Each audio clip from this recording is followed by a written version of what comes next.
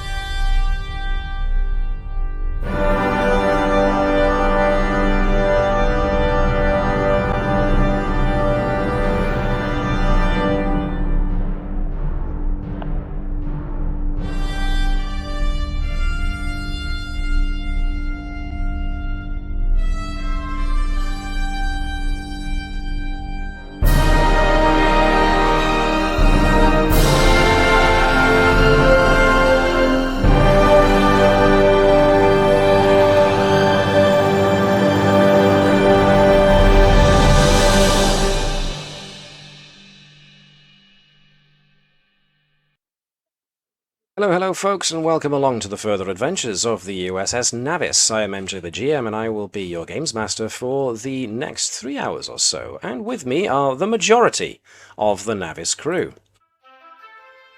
Hi. How you doing? Evening. I've got a confession. That it's taken me this long to notice, but the ship battle that you recorded, Gareth. Yep. I'm disappointed that you have a rainbow beam ship. You've got every different colour weapon from Star Trek Online firing. It has taken me this long to notice the colours. Well, truly, it must be devastatingly important if it took you months to notice. Well, we still appreciate the work you put in to capture all that, Gareth. Thank you very much. That's okay. Sadly, despite my best efforts, Star Trek Online refuses to have an Yggdrasil class ship. We're just too good for them. I'm halfway through making the model in Blender. I just can't get it to snap properly at the minute. It's fine. The current one works brilliantly anyway, so it'll do. But just, with the slight flaw that the Orions last far too long against the onslaught of the ship, but nevertheless. We told Nova to be cat-like in her shooting of them, and she basically was batting around and toying with them. I'm surprised Claude let her have use of the big red button. It's a spare button. He was on break. Yeah. Claude was having a barbecue down at the Rockery. Well, while we've got most folks here, Mike will be joining us when he can, which hopefully is soon. Tiny bits of news that I've already covered with the Combs lot, but I'll mention here for posterity, is we've had some news from Nathan Dowdell himself, one of the guys who developed Star Trek Adventures, on what to expect with the second edition. So, one of the things which is going to be proved very useful for everybody is that they've pretty much admitted that the layout and the presentation of the first edition rules when it came out was not great and a bit difficult to find things.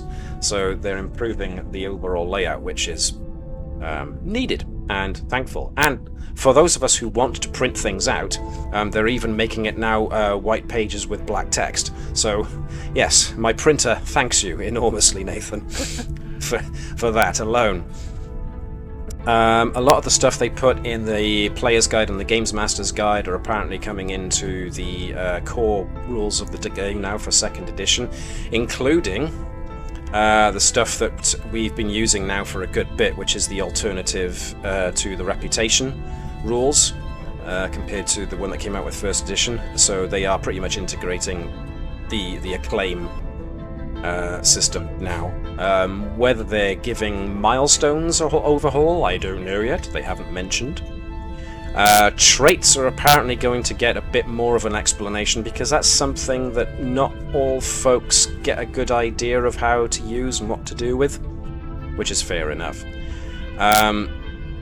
In the 2nd edition core rulebook, they are going to include more character species, more playable character species, including apparently Cardassians, Ferengi, Klingons, Orions, and Romulans. Fake Vulcans. Yeah, so... No, the Romulans are the true ones. It's the fake Romulans. It's the fake Romulans that we don't like. Yeah. I believe they're all fake, especially those humans.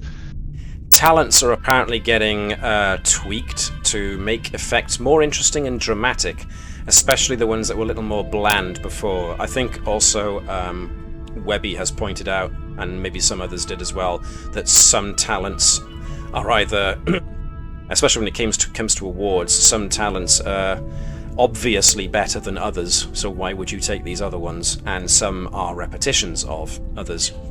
So getting new and revamped talents would be nice. The one that I'm particularly interested in, besides the revised starship mechanics, is no challenge dice.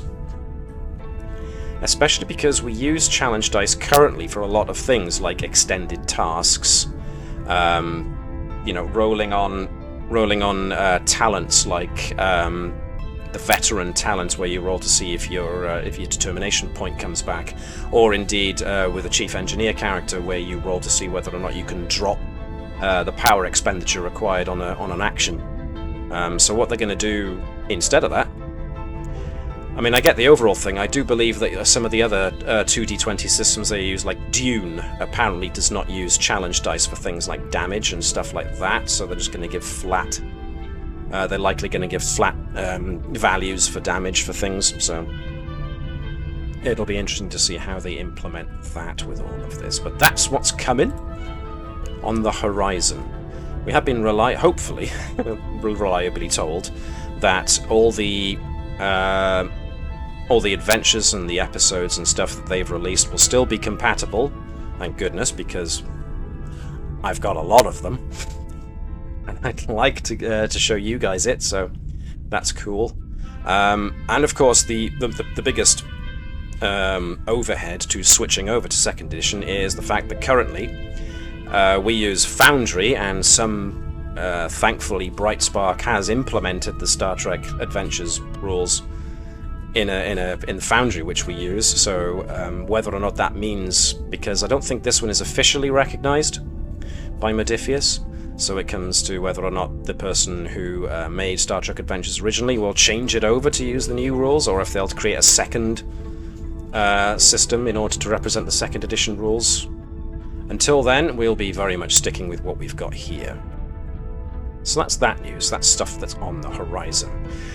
But for now, we're going to be delving into our immediate past, because we are coming off of the back of the previous episode, and this episode is going straight into the aftermath of that last one. So if you cast your minds back, you had newly encountered the Akaru species, who bear more than a passing similarity to Vulcans and Romulans, and are apparently led by a creature called the Iryax, who bears more than a passing resemblance to another creature you've met before, Assessor Tredik. So, what this all means, plus the fact that the Akaru seem to at least base their technology on what looks like Tilical technology, it's all very, very interesting.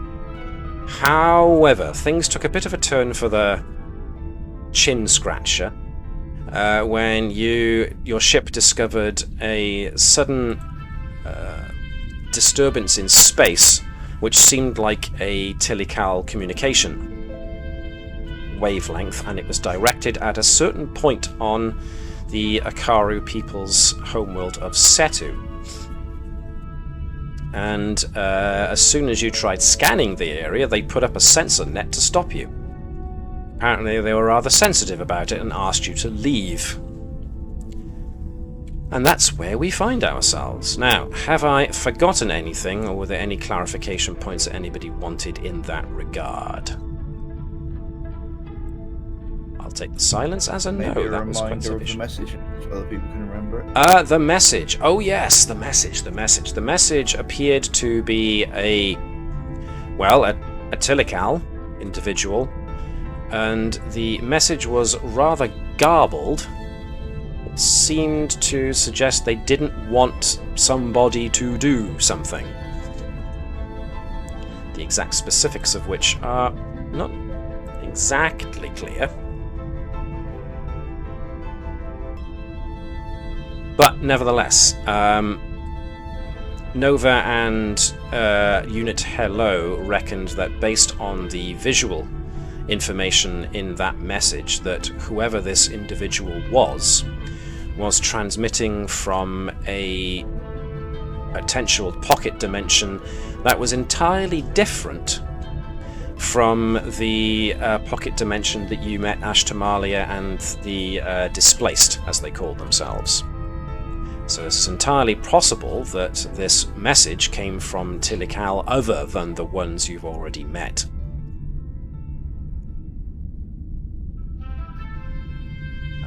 Was that sufficient, or do you want me to go over the message itself? That was sufficient. Okay. Good. It's sufficient for me, but as anyone else something. Does anybody else want me to recount the message that came through? It's in chat history, just a little bit. Yeah. Of the last message. It's a bit further up, but it is there. Yep, there is. Turn back. Turn back. So, with all that No, in seriously, we mind... got the wrong way. So, here comes something for the captain to read out.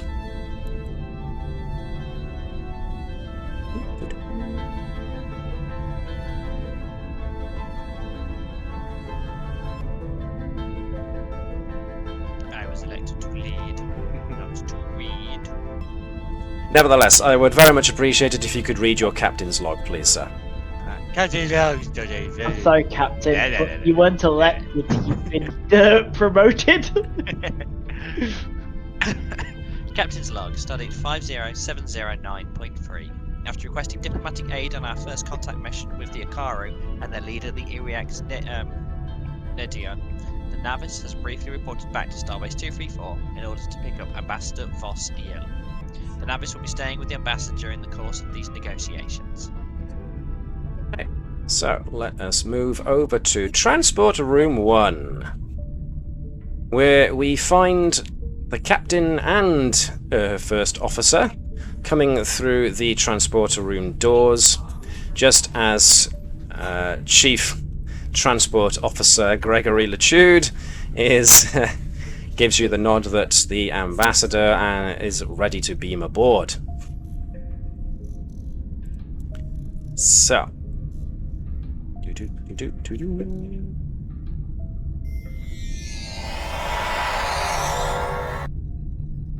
And before you marches out Ambassador Vossiel, as expected, along with a Tellarite who is wearing diplomatic corps colours and carrying a stack of data pads and what looks like a bag with the ambassador and his own belongings, as the ambassador steps down and offers his hand to the captain. Captain Andrews, Commander Vibers, a pleasure to meet you at last. I am Ambassador Vossiel. I understand you've been expecting me. Nice to see. This brand new ship is performing as expected. If you don't mind... Oh, of course.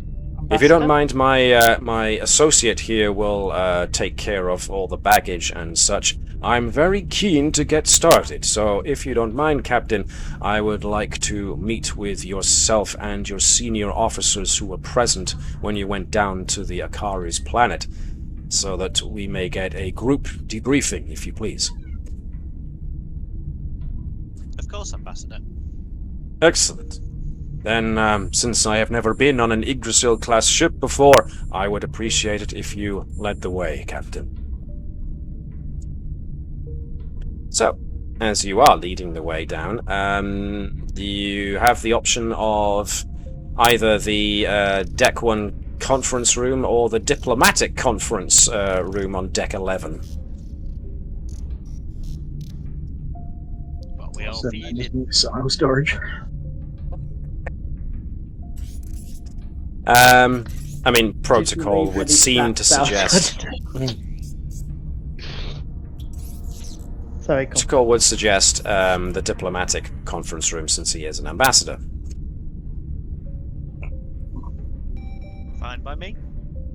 Okay. in which case I will sneak back from the group slightly and make sure I pass on messages to tell everyone to head to the diplomatic conference room. Okay. While the captain's giving a the brief tour, as it were. Brief and tour. Yeah. So, as the captain and the ambassador are walking and talking, Vibers hails those who were actually present for the away team down onto Setu, which means that Edwards, Ori, Bertram, Nova, Thazanan all requested on Deck 11's diplomatic area. So and the usual senior staff members, if they're not in the list. Which senior staff members would you like to attend as well, then?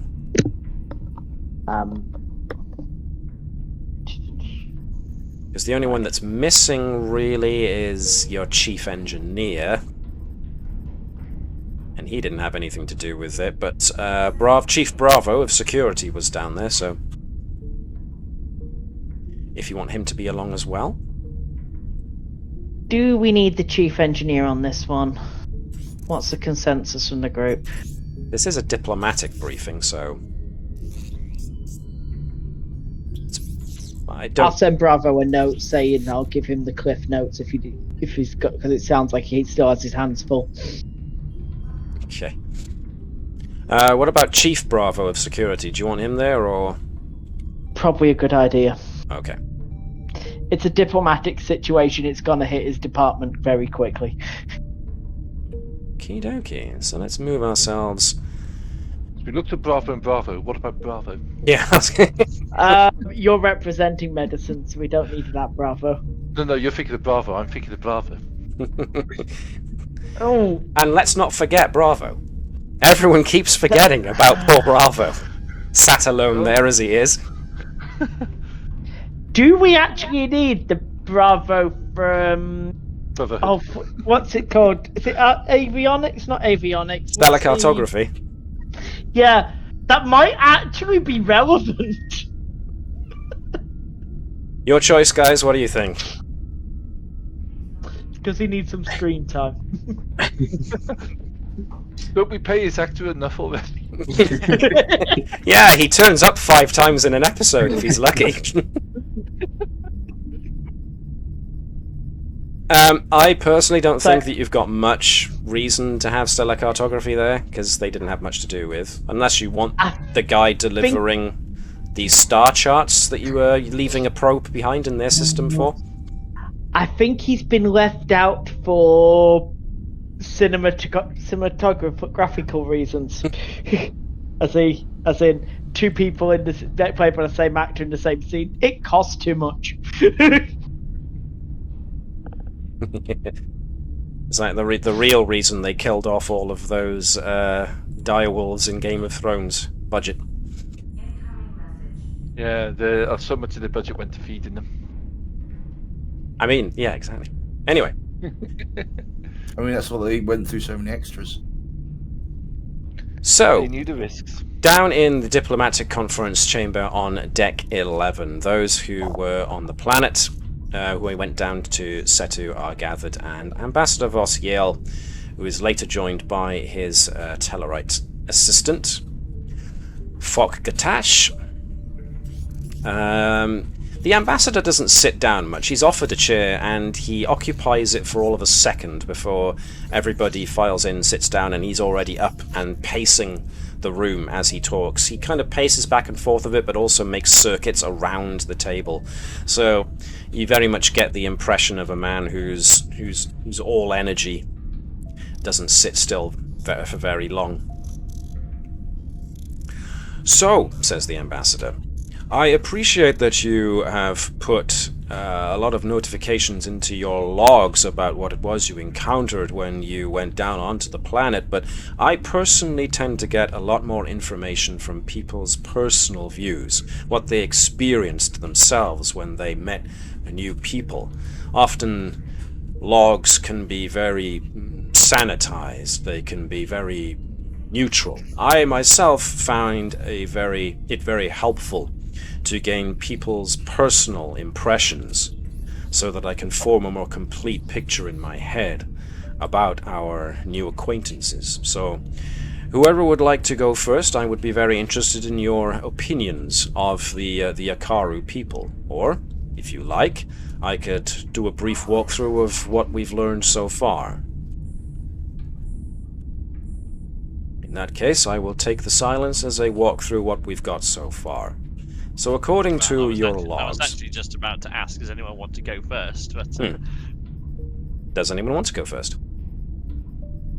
Well, from the scans we got of them, biologically speaking, similar to how it was discovered the Vulcans and Romulans have potentially a common ancestry, it would appear the Karans are in the same boat, so to speak. There's definitely signs of similarities and differences that can be most likely attributed with the greatest probability to gradual evolutionary drift. Clearly they are different in mannerisms to both Romulans and Vulcans, which would indicate different psychologically evolutionary paths, different ways of potentially start from tribalism, then going down different ways to integrate this civilization together. Potentially, given some of the choices that they made in their environment, the environment that they evolved in might have been heavier in water than the Vulcans and possibly the Romulans' homeworlds as well. Well, there's possibly an environmental factor that could be worth considering with regards to their apparent shared ancestry with the Vulcans and Romulans. Interesting. I hadn't considered that. Excellent. And of course, there is this no small matter of the apparent resemblance that their technology has to that ancient civilization that you've been tracking recently, the, Tilikal? Am I getting that right? That's correct. Your opinions on this? If anyone has any. There's too many coincidences for it not to be.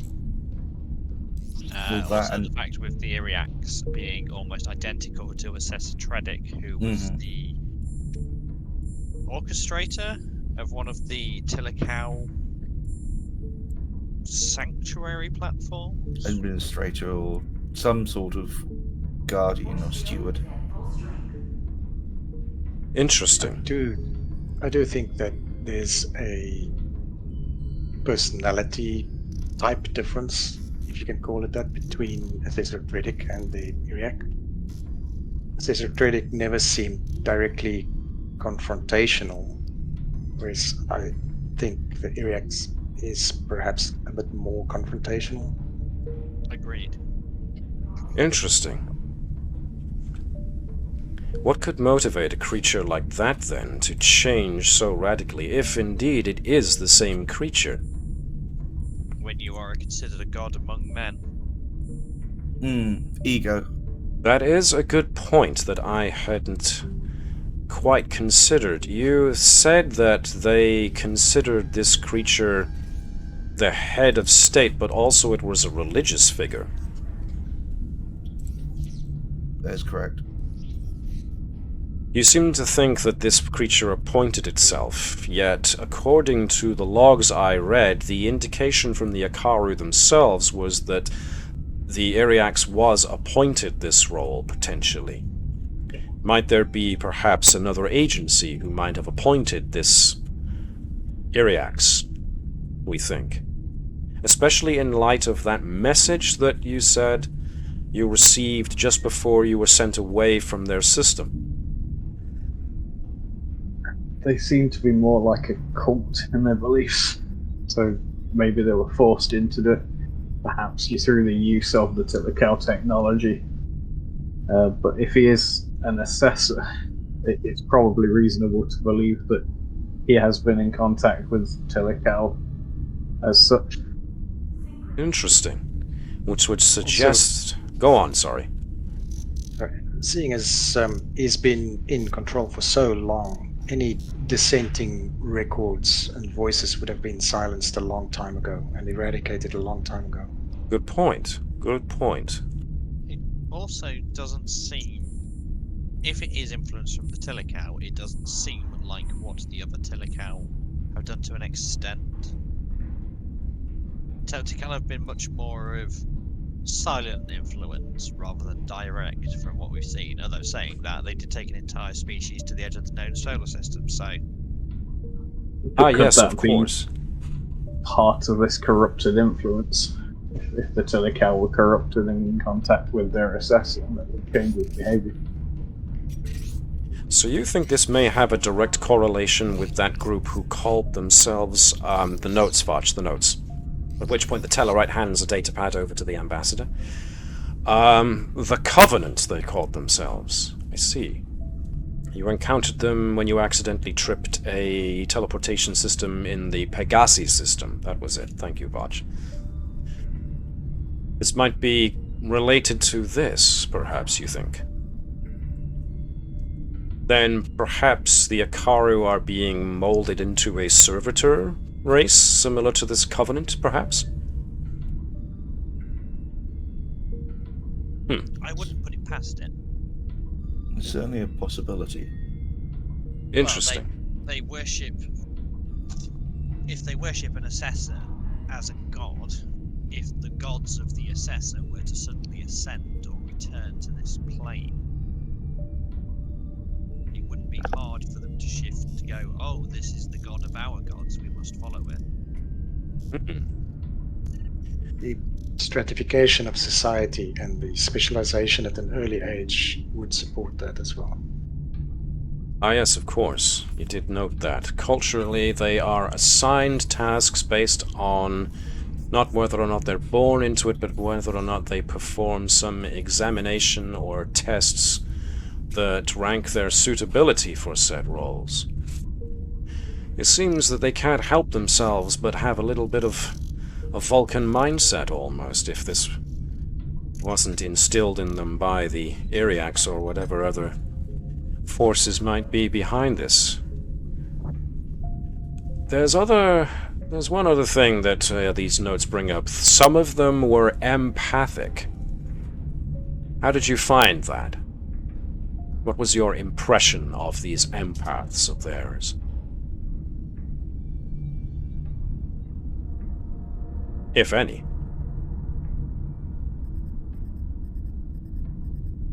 Nothing Any of much. the empaths or telepaths want to add more than the fact that they were not overly. Obviously, they would, as all empaths and telepaths, they can scan higher level or top level thoughts, but I never felt that I was directly being probed. I see. So, enough to give them an advantage maybe in things like negotiations, or as it was noted in Commander Thazanan's notes when it comes to policing. They seem to have a very direct and yet very non-violent form of law enforcement. Certainly having empaths amongst their upper classes would be an advantage in being able to discern truth from falsehood when it came to prosecution. Luckily, I have had some training of dealing with telepathic and empathic species, so that won't be a surprise for me. I'll see if I can't use some of the old tricks I was taught during my training on Betazoid. Betazed. From my Betazoid companions. Excellent.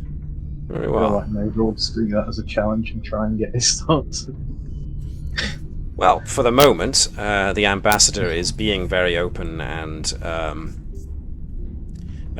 not guarded at all. Nova gets the overall impression that the ambassador is a very calculating individual. He's obviously read the reports, so this is really a formality, but he's trying to get a read on you guys to get to the truth of your individual interpretations of it, probably, you think?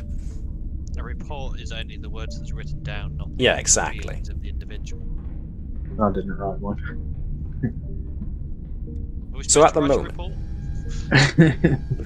Well, I'm pretty sure mine would have been edited at least twice. Oh, yeah, Nova's just not even reflect what Nova. Well, to be fair, for the majority of it, Nova was very much fascinated with their tech.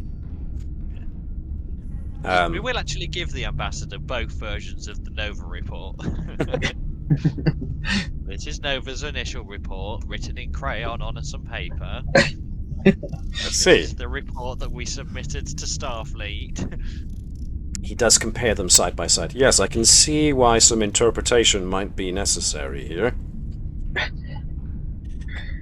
Lieutenant Nova, you seem to have particular concern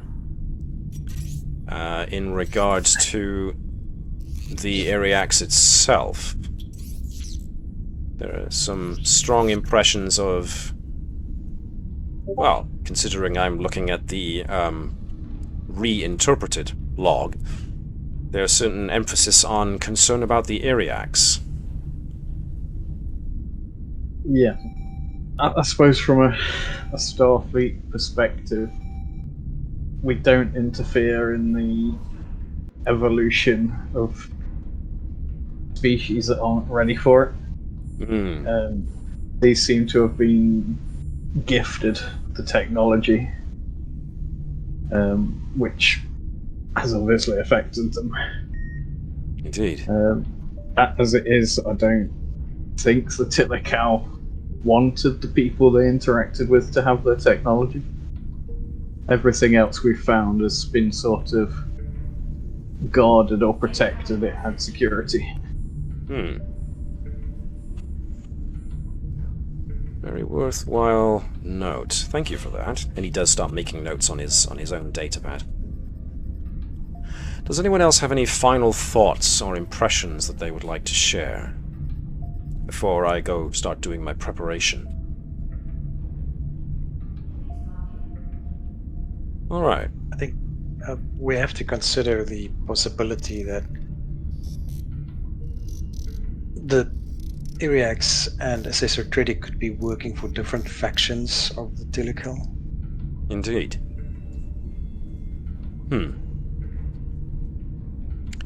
All right then. I will bear all of this in mind. Thank you. You have all been extraordinarily helpful. If I may ask, and nobody should have to feel like they're being ordered to, but seeing as you have had some experience with the Akaru and their leader, it wouldn't be the worst idea to have maybe someone from your crew accompany myself and my assistant down to the planet to start negotiations. As much as they may have asked you to leave beforehand, having a familiar face around might grease the wheels of diplomacy a little better. Of course, if you don't wish to and wish to remain in orbit doing whatever it is you wish to do, then that's fine. I can manage. I am pretty good at my job. I do personally agree with the recommendation, Ambassador. I think that with their knowledge and expertise, Lieutenant Nova and Lieutenant Edwards would be worthwhile to have in your party. Excellent. Well, in that regard, if Lieutenants Nova and Edwards are amenable to the idea of assisting, or at least being present during diplomatic negotiations, or at the very least in helping to introduce me to the Iryax, that would be most agreeable. I will be creating an itinerary of events such that we may send this to the Akaru so that they can then sign off on it, and we will go from there. I do believe we have a few hours before we reach Setu space, so gives you time to iron out those dress uniforms. I mean, we can get there now if you wanted, Admiral.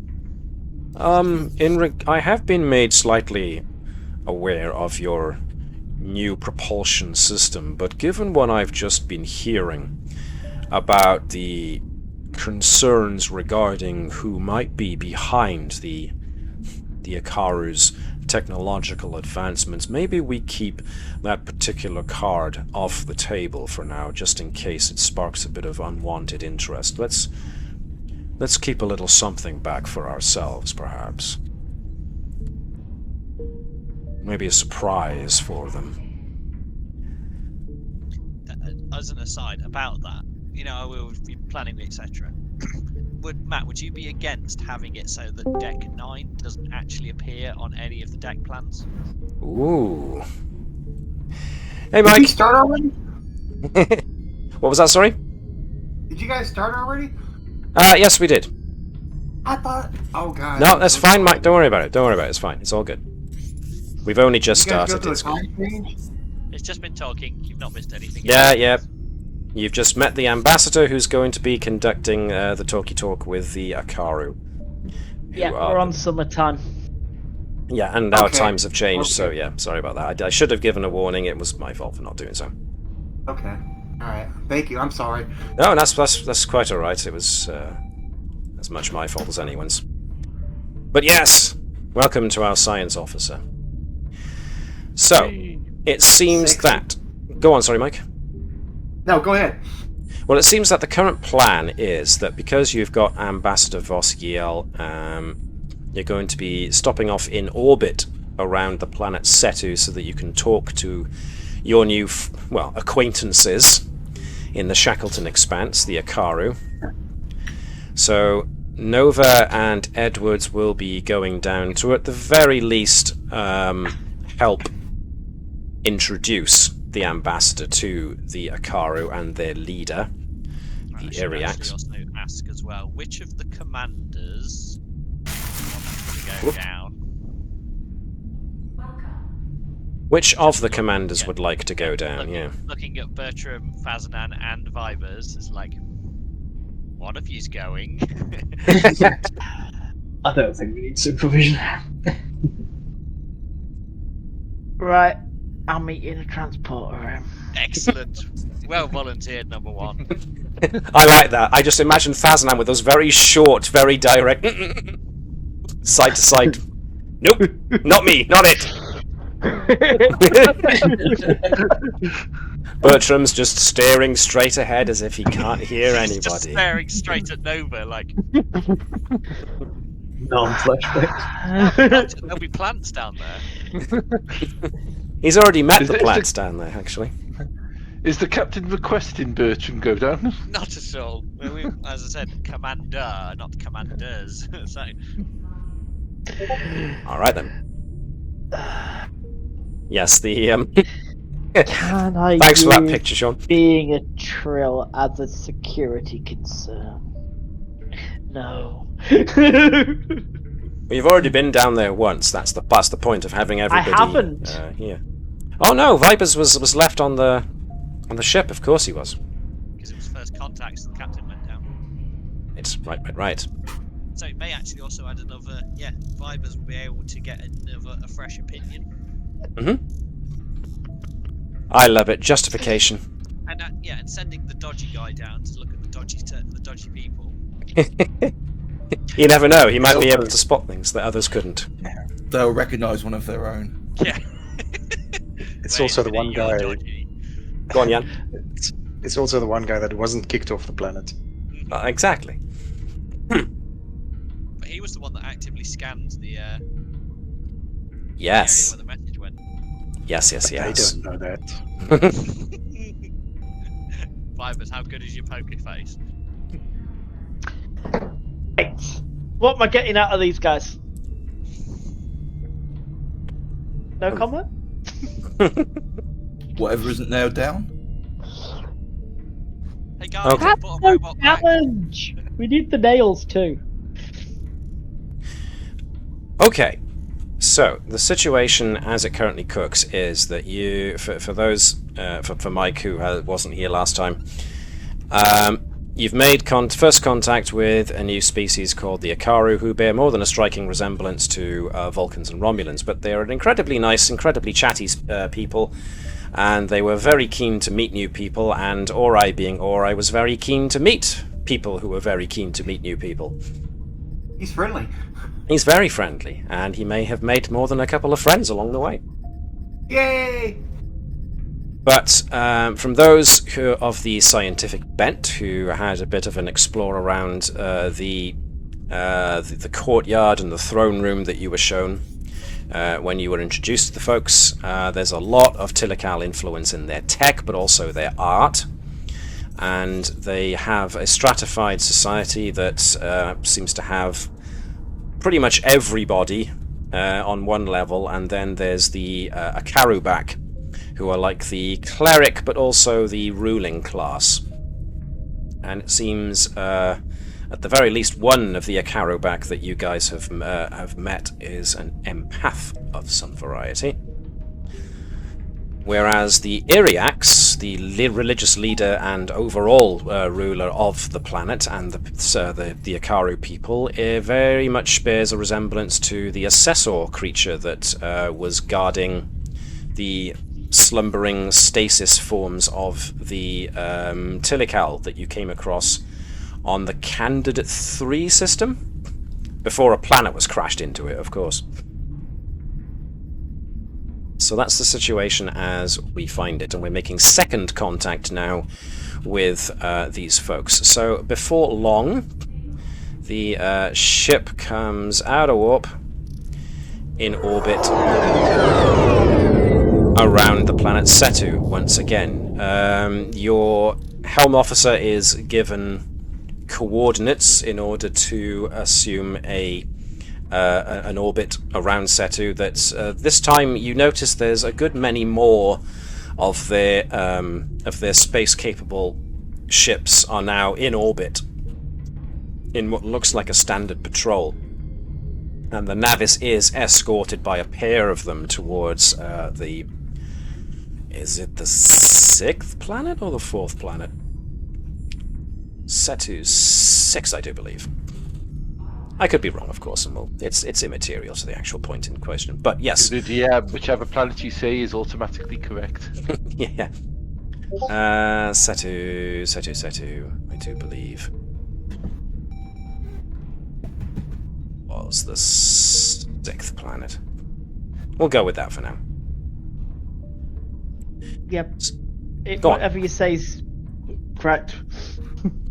So, 3 going in, yeah, slightly less stained burnt lab coat. So some staff are going down. Now, what's of particular interest to Ori is that one of your your crew were kicked off the planet for snooping. One of your science team managed to pick up what looked like a telecal signal going directed at a specific pot on the planet. Blah, blah, blah. A specific point on the planet, but when Ori's team tried to scan that part of the planet, the Akaru put a shield up to stop you from being able to scan that area. But what Edwards did manage to get on scanners from giving them another look was that there's definitely an island underneath that sensor net.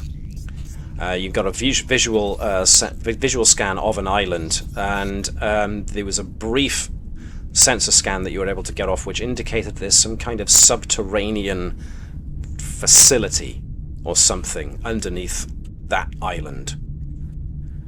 What's actually there, you didn't have much of a chance of scanning before they threw up that sensor scrambling net, but what you did get was the slight indication that there's telecal-like power source coming from underneath that island. So, with that in mind, the ambassador, of course, goes off to his quarters and does whatever ambassadors do in this situation to get himself ready. The rest of you can report back to the bridge, your bridge stations or your engineering stations. Or This is an ambassador montage where he's just like standing in the mirror, like, I am the ambassador. I am the ambassador. Or you wanted to see him do his... Just starts handing out Ferrero Rocher. Oh, ambassador! You shouldn't have.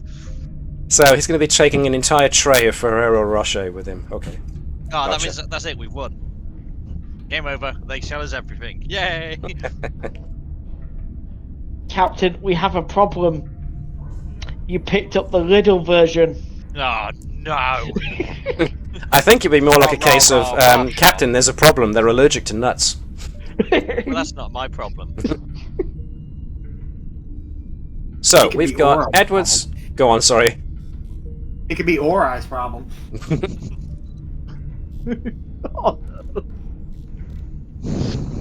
Oh dear. Right, so we've got Edwards, we've got Vibers, we've got Nova going down to smooth things over with the Akaru. So let's. Oop, it's taking a while to load for me. Excuse me, sorry. Right, so we've got the ambassador himself and his aide, and it's going to be accompanied by wearing their, and by I use the term loosely, best dress uniforms, at least when it comes to Nova. And Nova would be forced to wear her dress uniform, or at the very least what passes for it.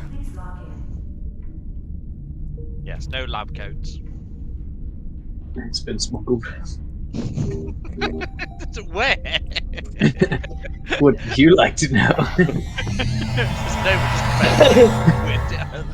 Where was that? You don't want to know, Commander. It's amazing what Gratude can get sorted out for you on the sly, if you ask.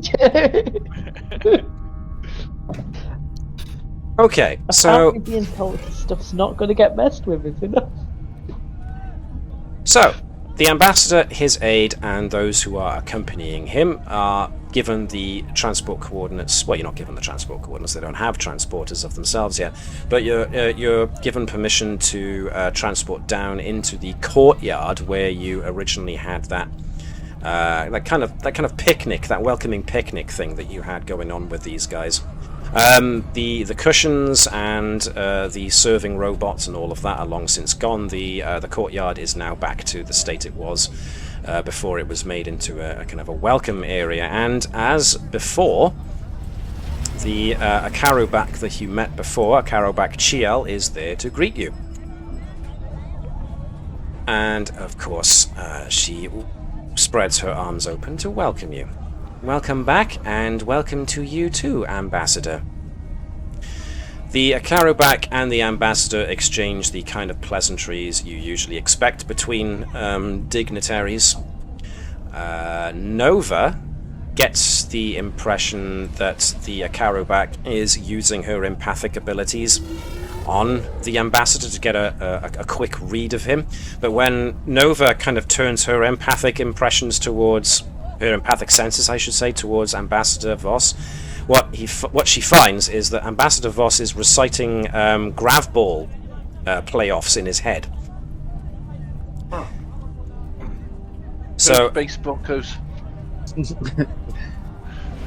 So, as well as giving off the overall impression that he is, he's a man very much in control of his emotions, but he is very pleased to meet them. He's giving off that empathic impression very nicely, in a very controlled fashion as well. So Nova gets the very much definitive proof here that he has trained with empaths and telepaths before. So he's giving enough away to show that he is happy to meet them and all of that, but if he's being telepathically scanned, all they'll get is the fact that he's running through last night's grav ball playoffs. So, yeah, go space raccoons or whatever. Yeah, Nova just takes out some popcorn and just starts eating it, like, watching in real time, him replay it like second by second or frame by frame. If there's any reaction from the Akaru she doesn't give it. Nova just gains the impression that she's still scanning the surface thoughts, but is not trying to push any further than that. And so the Akaru is now just kind of walking the ambassador through what's to be expected and what the itinerary for the next however long this is going to take will be going on for. Vibers and Edwards and Nova in the meantime are pretty much just rocking back and forth on their heels, just, well, they don't need us here, do they? I mean, you made initial introductions, of course, because you've met them before, but other than that, the ambassador just flew off into his very practiced rhetoric, the Akaru herself, with her own practiced ambassadorial rhetoric. So I don't know if there's anything particular Edwards and Vibers and Nova want to be doing with themselves at this particular point in time. No, just keep an eye on things, take a look around. Trying to notice if anything has changed, I suppose, compared to their last visit.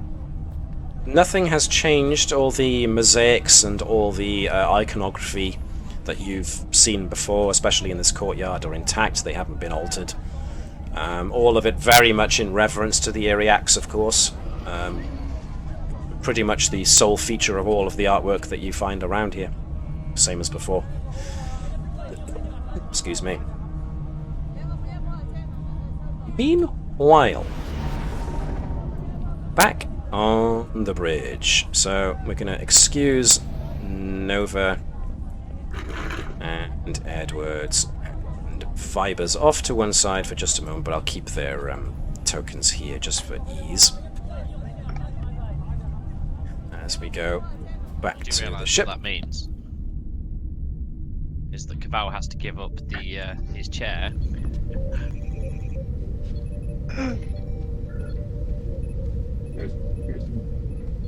Yeah.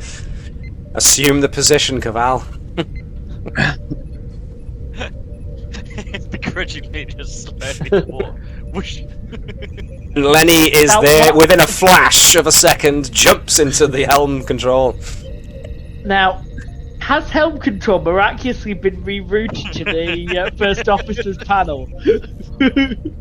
There's no miracle about it. Remember, he's hardwired into the computer. Then he looks at the control panel and goes, "Oh, remote control."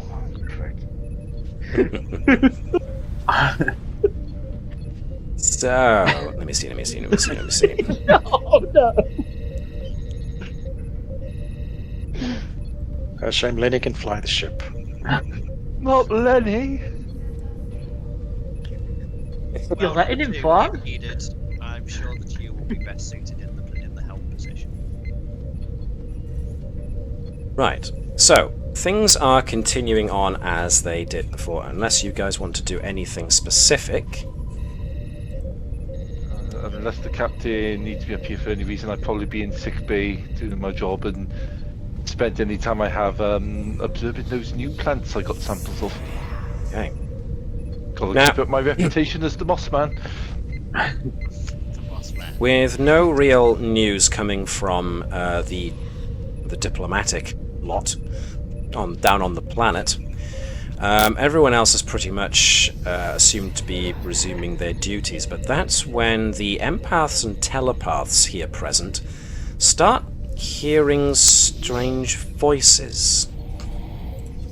It's nothing new. Just another day. But this time they're not telling you to burn things.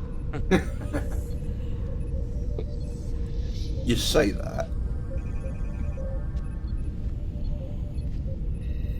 Now, I will note that Nova, down on the planet, is sensing this too. Well, what are we hearing? You can't make it out at the moment. It's What is very much just kind of indistinct whispers. I suppose I'd draw myself away from the sporting scores and try and attach them.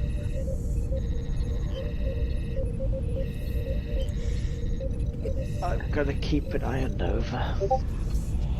Okay, so assuming Nova is still Sorry with you say that with. that group, she kind of does lean herself away a little bit. Is Nova alerting the ship to what she's sensing, or is she just keeping an eye out or a sense out for the moment?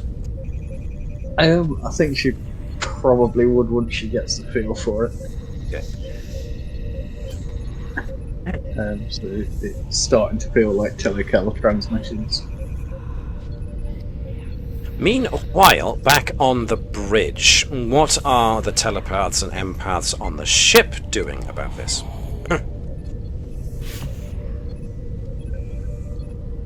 Throwing ourselves on the ground and moaning dramatically. Go with the Councillor Troy way of receiving empathic messages. She's an inspiration. Was this before or after trousers? Well, I'm you know, thinking more- you're always optional. I don't know, but he's hiding something. It's alright, when is he ever hiding what's in his trousers? Never. It's where he's been hiding his dignity. So who else is on the bridge that's telepathic or empathic besides Okay, Orion so right let's now? see. We've got Ori, most definitely. Nurse Bravo is assumed to be in sickbay along with the doc at this point, so I suppose Lieutenant Turin on Ori's science group. Stellar Cartography Bravo is actually on the bridge. Potentially, yes. There's also Chief Bravo of Security himself, if he's around. Let's not forget that we've also got Chief Engineering Chief. No, I don't believe Security Chief Bravo was sent down to the planet. Alright, okay. Is Back it in a minute. worthwhile retroactively sending him down to the planet? Because it would probably be worthwhile having a security detail.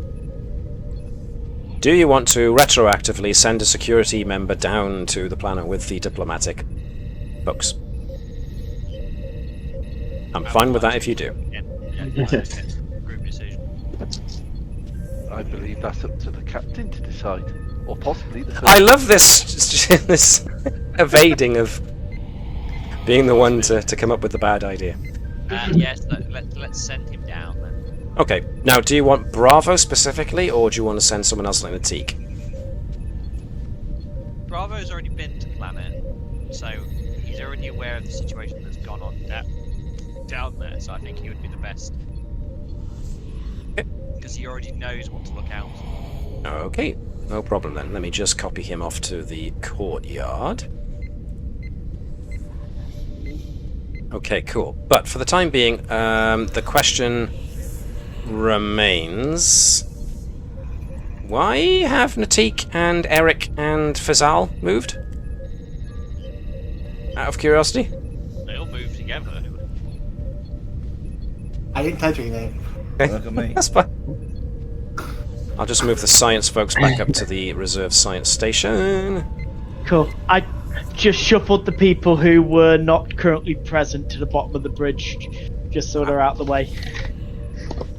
So, yeah, okay. I think Ori would maybe ask one of the other telepaths or something. You know, are you hearing this? Okay, yep. At which point, Lieutenant Turin does kind of turn around and go, I am also detecting something myself, Lieutenant.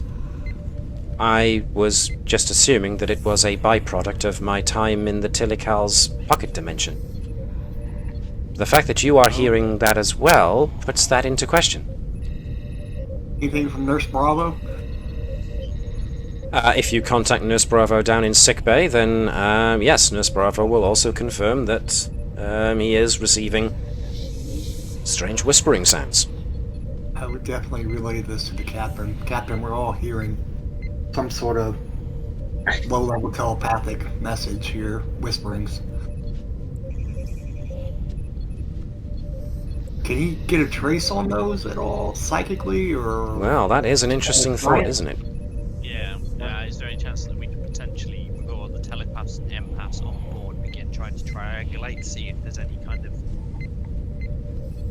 Maybe we can form a We've got an overall planet, so we've got potentially 2 points. Is Hello picking up anything as well? Good question. Hello isn't picking up anything that, I mean, nobody's asked Unit Hello yet, but if asked, Unit Hello will simply state, well, now that you've said that, I'm going to have to find the voice. Where is the voice? Where did I leave it? It's not Trauma Medic, it's that guy. This unit can confirm that it is currently receiving no unknown communications.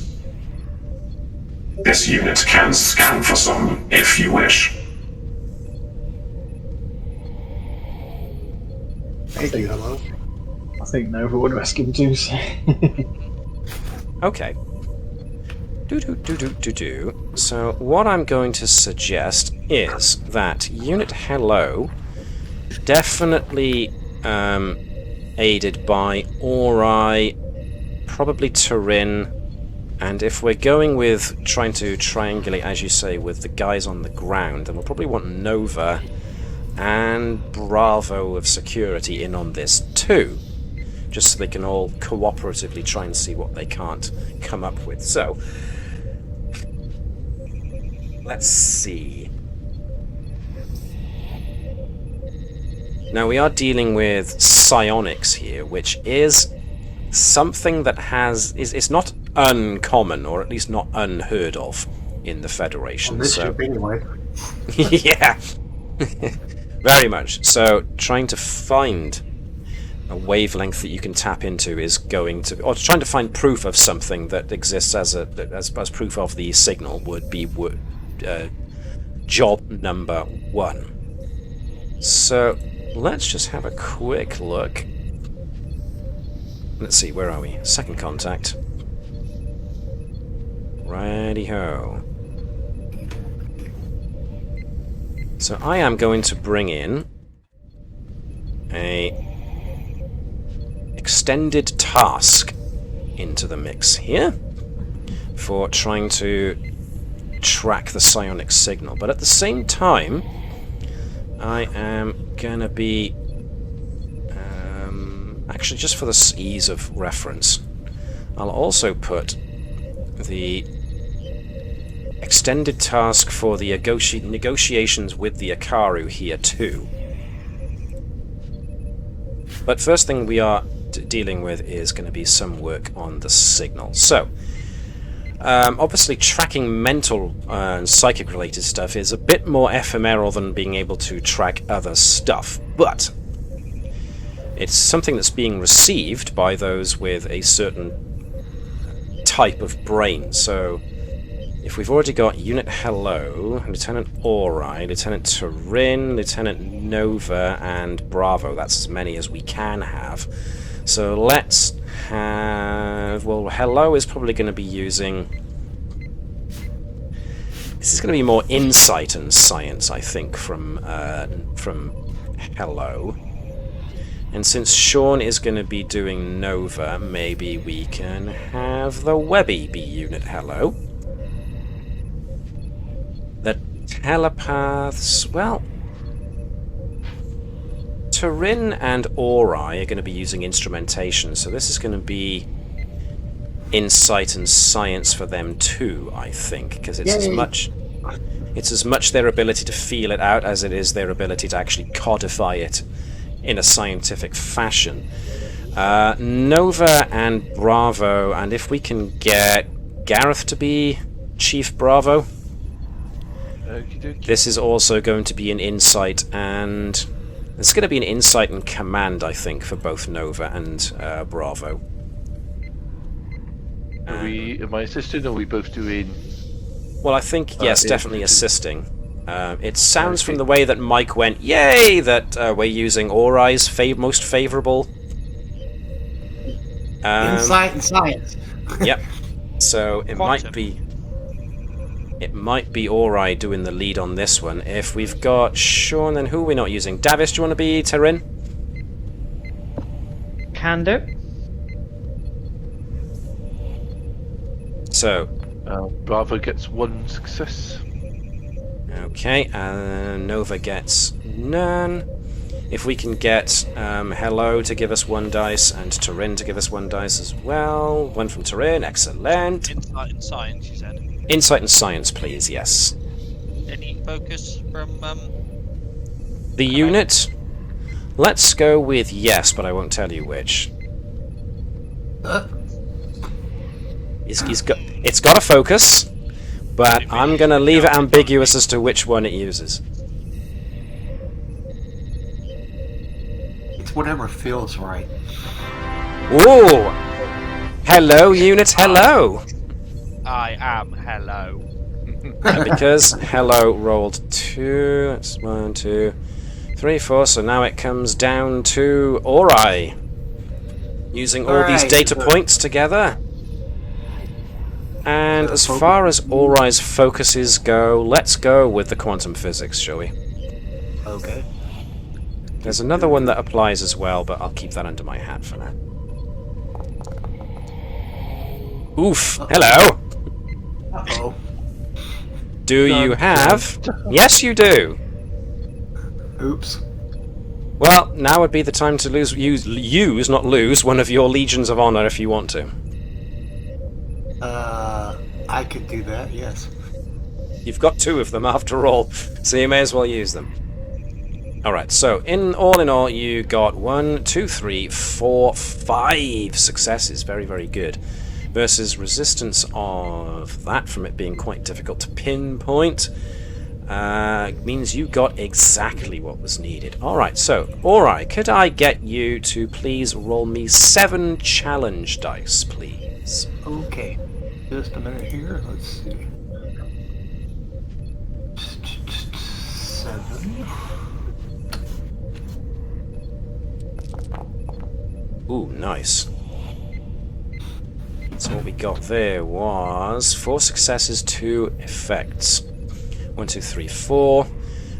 Those effects we can use to give us an extra nod on the work track, which means we've got a breakthrough. Actually, we'll keep that there. Meow. Somebody wants attention. That's our Cation interpreter.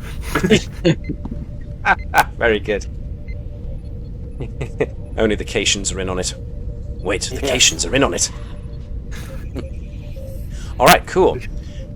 You definitely managed to tune the ship sensors to detect a psionic signal. There is indeed a signal that is on a specific wavelength that is being picked up by those with a certain type of brain organization. So the telepaths, the empaths, you're obviously more receptive to certain types of signals, and this, whatever it is, this signal, this whispering, is definitely evidence of some kind of measurable signal.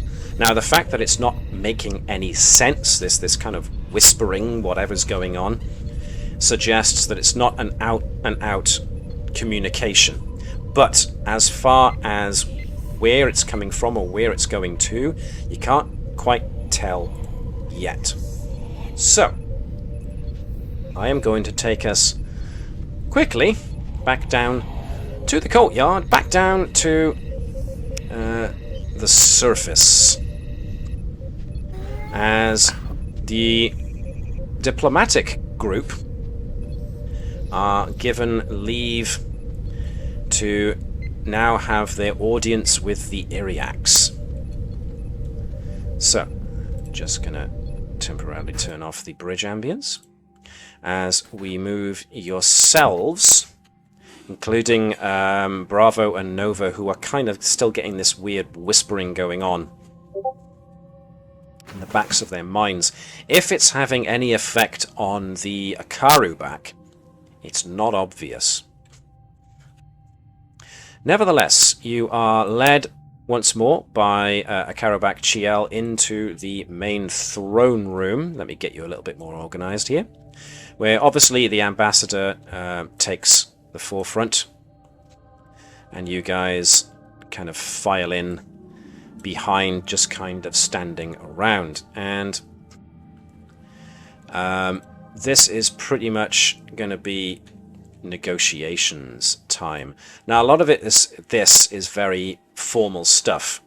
The briefing that the ambassador gave those of you who are going down with him is that obviously if the Federation can get the Akaru on side, as it were, they have a lot to offer.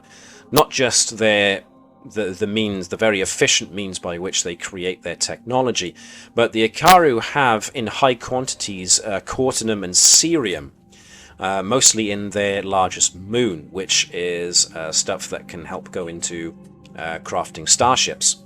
So, excuse me, having somebody who could supply those rather valuable minerals for ship parts, even if it's just in a trading partner kind of partnership, would be advantageous. So regardless of what may be going on behind the scenes with the Akaru, the ambassador has been given his orders by the Federation that if we can at least get friendly relations with the Akaru, we can start trading with them, at least in regards to their minerals, and we'll see what else we can't trade them in return.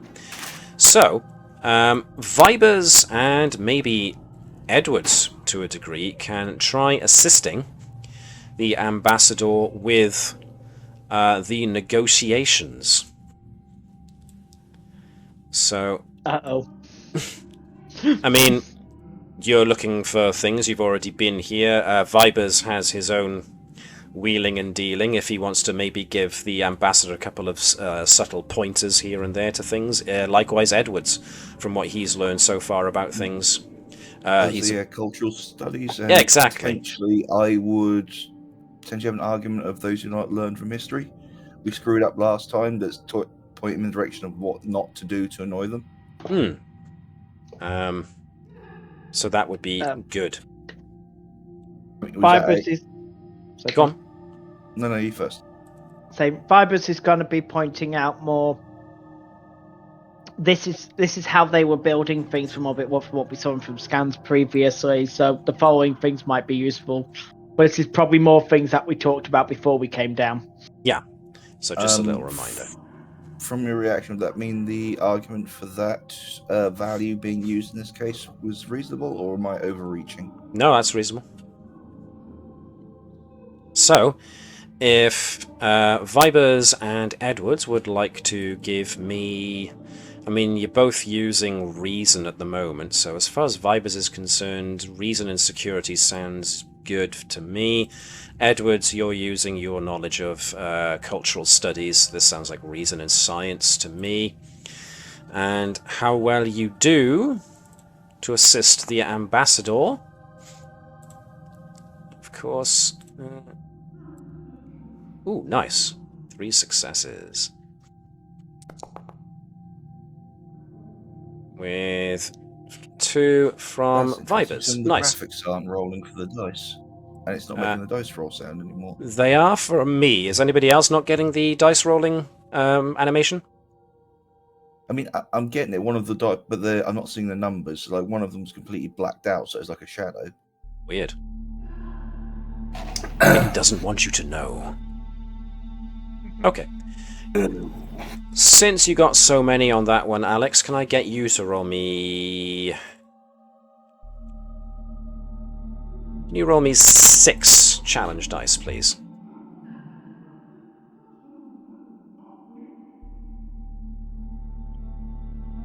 See how well we do. Now, the ambassador... Is it a simple straight? Is it a simple D6, or is there a specific thing I have to do to get challenge dice? If you can open up your character sheet and go for the red button that says Perform Challenge, it'll ask you how many dice to roll.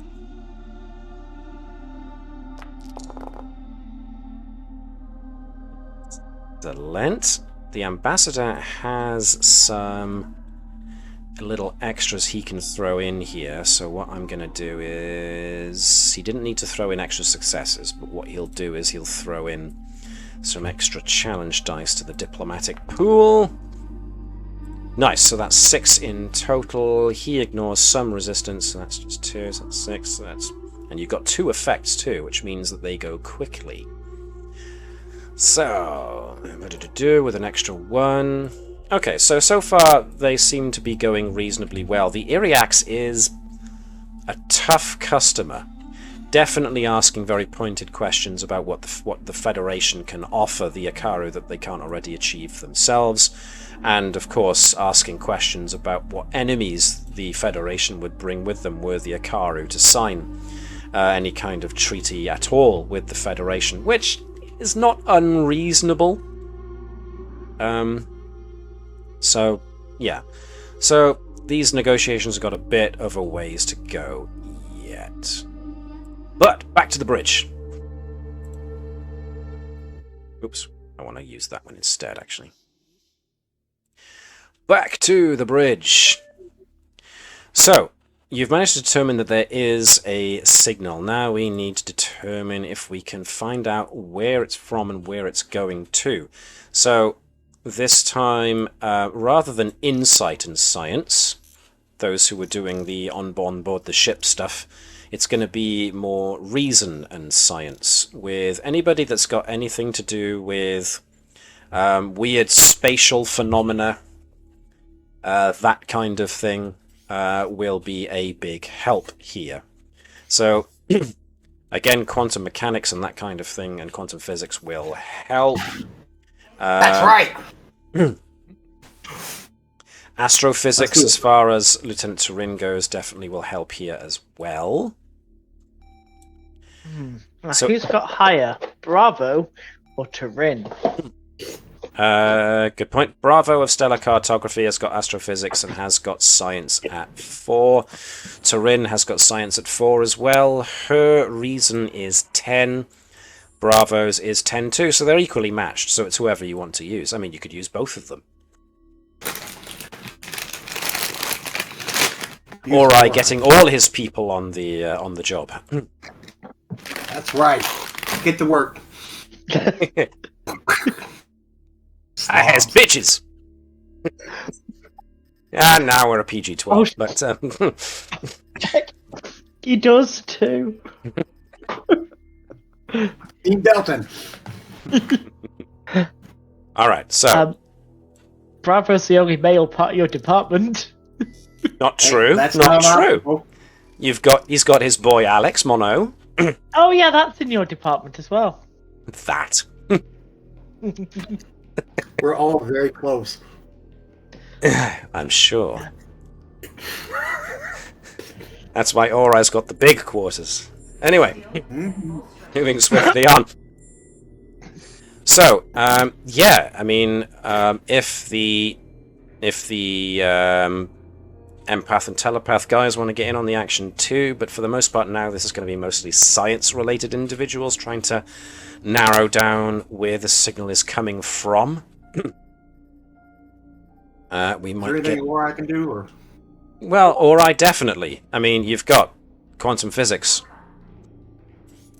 and warp field dynamics, which was the other one that I was not telling you was the one involved. But now that you know that you can use it, warp field dynamics definitely becomes a thing. So anybody with the weird quantum stuff, the astrophysics, the quantum physics, the warp field related expertise as well would all be welcome to take part in this. So whoever you think should.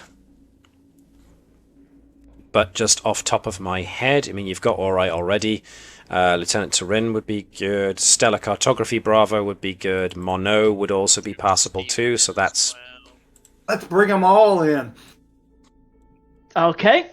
Get your entire science department in on this. Science alert. Science alert. Do I have a science alert? I'm not sure I do. Condition We'll pink make one. science alert. No, that's There black we go. alert. Sorry, my pardon. That's kind of science, right? Yeah. Anyway, okay, cool. So if Ori uses 2, Mono uses 1, Bravo uses 1, and Turin uses 1, that's the maximum of 5 dice we can use. So that's all very cool. So who's rolling who? Well, Ori obviously being rolled by Mikey Mike. Let's... Assuming Stevens is a Webby. Is Stevens getting involved in this? She's got warp field dynamics. She's got warp field dynamics. If she wants to be involved in this, so she can. Yeah, bring her. Cool. So that's one for Stevens, so Webby can be Stevens. Gareth, do you mind being Mr. Mono? Okay. Sean, you can be Lieutenant Turin. And Jan, if you can be Bravo of Stellar Cartography, please. Pretty much all of them are going to be using reason and science on this with their various related focuses. The difficulty of this is 2. Does not do well. Mono was so enthusiastic over being involved in science at last that he overshot the mark by a couple of decimal points. Turin, okay, didn't manage to get much, but the boss gets 3 successes. Nice. And 1 from Bravo on Stellar Cartography. Who's left? Stevens.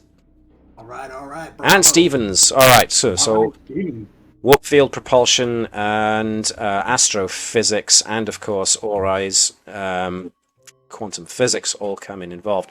Right. In a very similar fashion to what you detected before that sensor net went up, a kind of a subspace, a miniature subspace aperture appears to be have been created. It's small and innocuous enough that it went without being immediately detected. If it wasn't for the fact that it was emitting this psionic information, for lack of a better term, you wouldn't have detected it. There's not the usual trace elements of things like tachyons or whatever that you use, or what's the one I'm looking for things like wormholes, neutrinos, stuff like that. So whoever's done this has created a very surreptitious little subspace breach, obviously to a certain effect. Can I once again get Ori to roll me 7 challenge dice, please? Okay. Science. Now, what have you got? You've got rapid hypothesis. Yep. That's for obtain information, so that won't do you much good. Combat medic is useful for other things. Computer expertise, not in this case. So yeah, we're just going to go on pure talent and focus here. Ooh. Cool. 8 with 1 effect. So if we use that to knock off 1 resistance, that's a whopping great 6, actually. Good lord. Second breakthrough. So the breakthrough you make is that part of the energy signature that's being sent out of this miniature aperture is definitely got similarities with the wavelength of Tilical transmissions that you've come across before. You can't interpret the data yet, but with the fact that you've now got what it is and where it's coming from, you can next work to see if you can pinpoint where it's going to. But at this point, I don't think anyone would be surprised to learn where it's going to. I mean, are the similarities very similar to Telecon, or like it's 3 or 4 things out of 10 things that are similar, or good question. And how much is dissimilar? If you were to hazard a guess, considering that the Navis has been present for bits of Telecal technology that have apparently been used to transmit information. What that information was, you were never always able to find out, but you've been present for Telecal equivalent of holograms, that's for sure.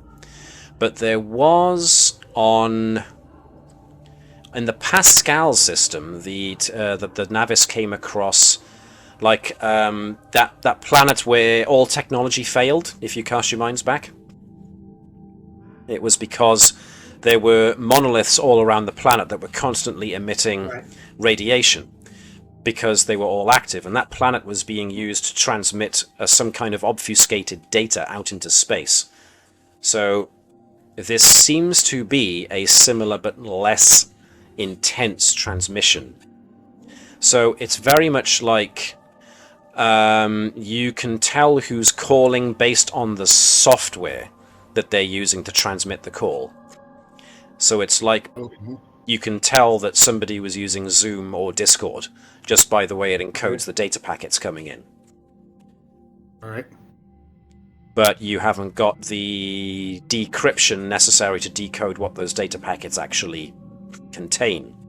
But you can, by now latching onto those data packets, try and trace them to their source, to their destination rather than their source. But in the meantime, let's go back down to the diplomatic negotiations with the Akaru. Now, since Nova and Bravo are not we're not helping with that particular thing, do Nova and Bravo want to get involved with the diplomacy going on here? By maybe using their telepathic and empathic abilities to give a bit of a nudge here and there to, this guy's scanning you now, you might want to watch out for that kind of thing. And of course, the Iryax themselves is a telepath rather than just an empath, so Bravo and Nova might be very handy in that regard. Unless, of course, Sean, you can think of anything else that Nova would use to assist with this. No, I think she'd help. Okay, cool. Can I get Vibers and Edwards then to do as they did before?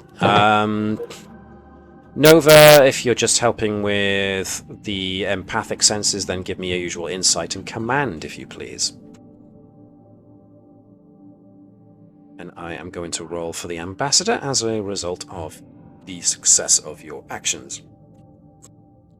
Is this a normal one? Or this will be an assist.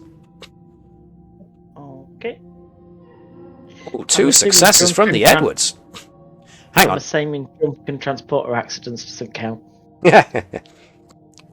Hello. Apparently, those 0G football scores were a little bit. The plays were a little bit too distracting. Use a Pokemon badge now. Someone just got a touchdown. I also hesitate to note, but I'm not going to hesitate, I'm going to outright say it. Lieutenant JG Jonathan Edwards Honk. Your goose alter ego is still there, it seems. Wait, what? Legion of Honor, Akaru. I've got you appearing as Lieutenant JG Jonathan Edwards Honk. It seems the goose version of Alex has infiltrated. Right, cool. So you guys gave us a complication, no successes, and a double success. So let's go with... I think I accidentally deleted my rank. Is it just Lieutenant Junior? Lieutenant JG is fine, yeah. 2 successes on top of that. 3 is... Hey, nice. It's in the actual rank section on the sheet. That's why I was like, That means there's 1 extra to go into that, and I'm going to use that to give you guys 1 actual momentum, which you haven't generated yet. So, Shawnee, if I can get you to roll me 6 challenge dice, please. See how well the negotiations are going. That's not bad. 5 and 2 effects, which means that's enough for you need to make another breakthrough. Woo! Negotiations are going well then. So even though it seems that the ambassador's ability to obfuscate his emotions and thoughts are so good, they even threw Nova. So when asked about whether or not any of the empaths are doing anything sus, Nova's like, what? Shh! Listening. I want to know who scores the next. So it may be that at some point... Sorry, Sean, what was that? She just missed the game last night and she's after this. Yeah. So I kind of like picture that scene in one of the very early episodes of The Simpsons where Homer is in church, but he's actually listening to the playoffs. So He's in the middle of it. yeah. So in the middle of all these diplomatic negotiations, all of a sudden, Nova jumps up and goes, "Yes!" He took that Walkman from Bart, who was trying to smuggle it into Sunday school. Yes, He exactly. just matched up with the sermon perfectly. So there we are. There's a free shout out to The Simpsons right there. Uncanny. Reference. Yeah. First reference. Well, they were like Star Trek. They were able to uncannily predict the future with fierce accuracy. So there we are. There's a kind of a tenuous thread. Simpsons did it. All the time. Right. Back to the bridge. So then, you think you are getting close now. You just need a little bit more to try and track the signal to where it's going. So, again, either the same guys can try the same thing, or new guys can try and get involved. I mean, it's now Tilical-based signal, you reckon, so getting Unit Hello involved in this, because Tilical technology is a focus for Unit Hello. But also, Lieutenant Turin has some expertise with the Tilical. Indeed, she's got a special... well, not exactly a special, but she has been given a talent to represent the fact that she has been changed, and her value has changed as a result. So, up to you if you want to use her or not. I'm going to take the silence as a sure, Matt, why not? So, yeah, anybody who wants to use reason and science can come in to try and track down the source of this signal. I would recommend Unit Hello due to the Tilical technology focus. But Unit Hello's reason and science isn't the highest. It's darned close, but isn't quite as potent as Ori's. So whether or not we want Unit Hello to assist Ori, or to take the lead, or what, is up to you. I'm here for my brother. Whatever he wants, it wants. They want.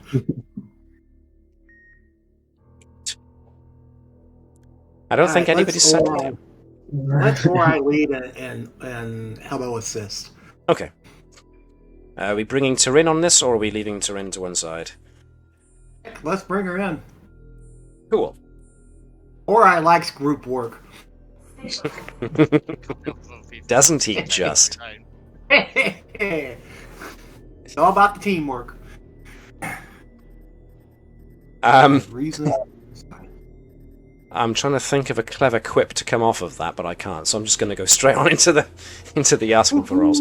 So let's see who has. Well, obviously, Unit Hello is Sean's bud. So let's let Sean roll for Unit Hello, Reason and Science. Gareth, can we get you to be Turin? Turin, yep. Reason and Science with Tilical technology as a focus. Go on. Does Turin have Tilical technology? Oh, no, she doesn't, but she does have Reason and Science and Xenoarchaeology and the like. Plus, she does have the I have seen things beyond logic determination value if you want her to use it. People about me using that? I just Yeah. realised that's vaguely a variation of Edwards as seeing is believing. Okay, Turin gets 6 successes. 3 successes, rather. 6 successes with 2 Yay! She goes, Captain, it's this Tilical. They're by here and they're currently resting in this cafe. And they're stood right behind you. Right, so can we get Orai's roll for assist, please? Or is it... Are you using the lead? I forget. Use lead. Lead. Cool. In that case, we'll forget the 6, but we'll give Turin the 1 that she rolled. Turin spent determination. Oh, determination. I do beg your pardon. Good point. Well made. Thank you. Proves how much attention. Well, you know, Orai just adds a bit more to the science. Has he got a focus he can use? Xenoanthropology? Let's continue with quantum physics at the moment because you are tracing a psionic field to its destination, so... Woof! Good lord, 7 successes! Science! With an exclamation point and all in caps. That's right. Zoinks! In that case, can I have... That is phenomenal. Jan, can you roll me 7... challenge dice, please. Oof. On whose character? I guess it doesn't matter. I guess it doesn't. No, it doesn't matter really. But this is primarily Orai. But I don't think Orai has any talents to do with extended tasks and the like. So He's about to get it done quick. Successes. Wow. And let's not forget that you needed only 2 difficulty for this, and you got 7 in total. So that's a full momentum pool right there. Bam! Yes! 10 minus the resistance of that means you're still left with 7, which is wowzer. That was... Alright, so you pinpoint, all of you working together, managed to pinpoint the psionic signal, and none of you will be surprised as to where its destination ends up being. That island? Bravo. That island. With the entrance to the core of the planet. Yes. Let's beam there. Well, therein lies a problem. That's an act of war. Well, it's not exactly an act of war, but the sensor net they put over that island will make transporting down to it difficult because they've essentially blocked your ability to plot a beaming point to it. What if we dress as civilians? So glue pointy ears onto folks who don't have pointy ears and attach webbed fingers and toes. Yes. Just act very, very friendly. Bertram's got us. I'm sure there's a moss for that. You saying I've got fake Vulcan moss ready? I would not put it past you, no. Second drawer on the right. Nice. Can we hack their sensor net? Well, you haven't tried. Modify it?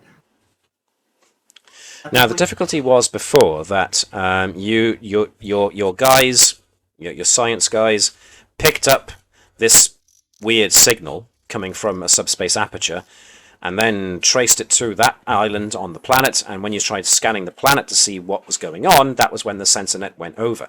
So they've obviously got some kind of technology to know that a sensor scan is going on that area, and they've got technology enough to block even your sensors.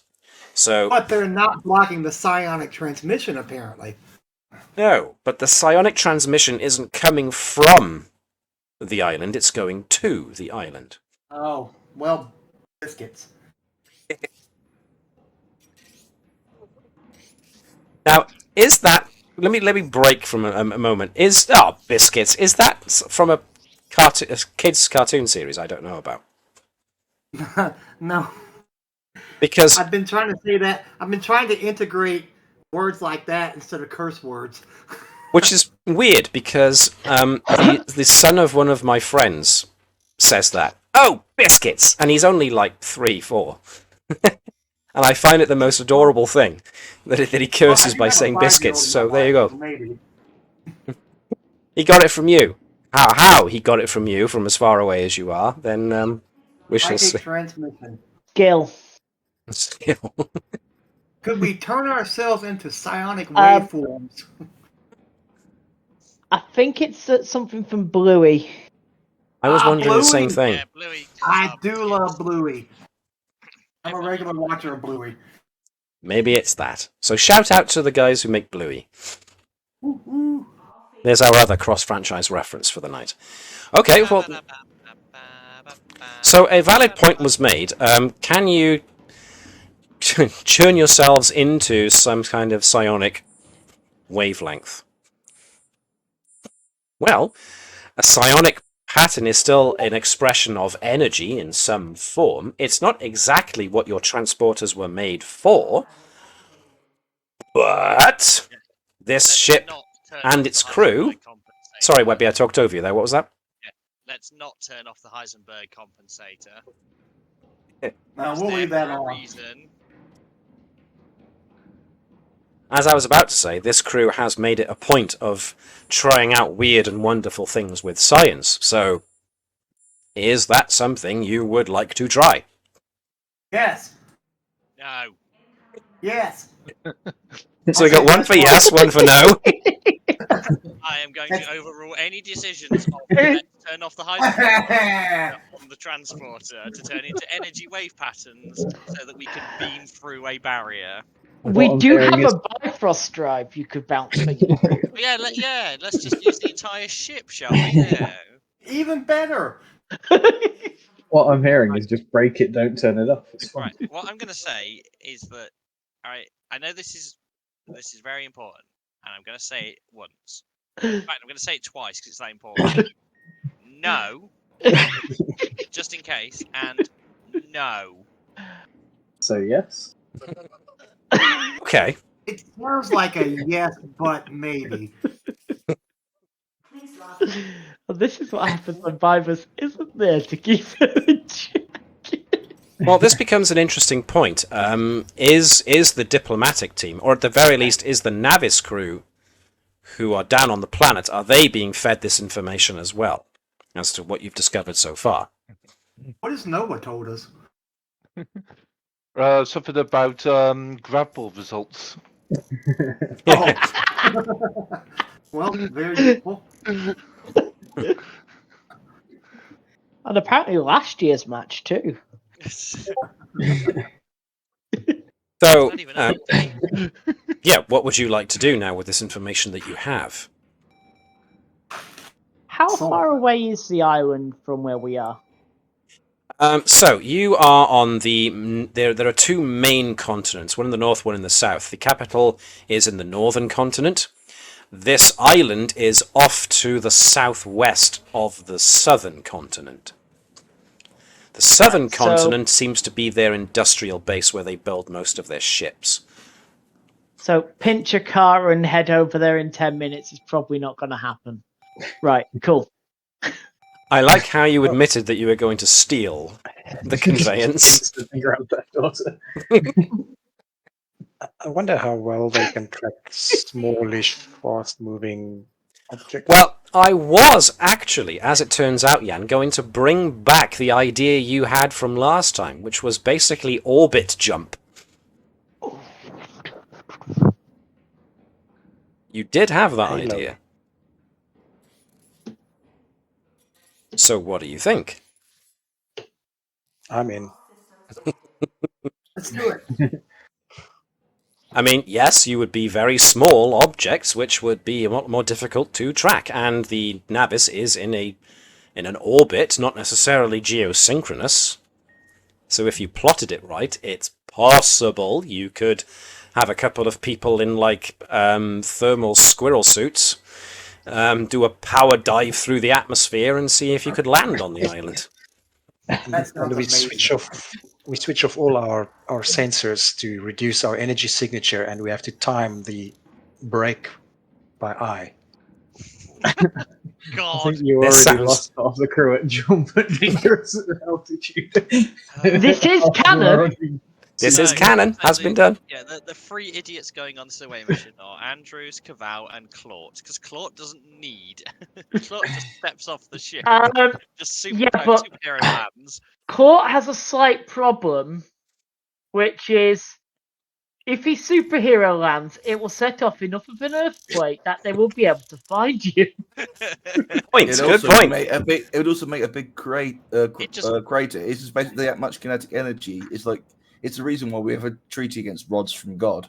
I think you'll both find that he would We punch do? through the Earth, and then the problem is solved. Yes, but that also means you die due to the impact crater. No, because and... he will get there first.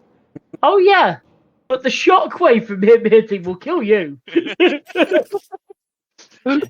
He goes through that fast, there isn't a shockwave. It just literally cleaves the Earth in half, and it just separates in one big piece. Because I has degree in physics. Nah. And so that's how we ended the Akaru. We basically obliterated their planet by sending Claude down from orbit. That's what they All get right, for problem solved. Ambassador, I have a slight notice you might want to listen to. We've got 20 We need to leave the planet right now. We've got just simply- 20 seconds.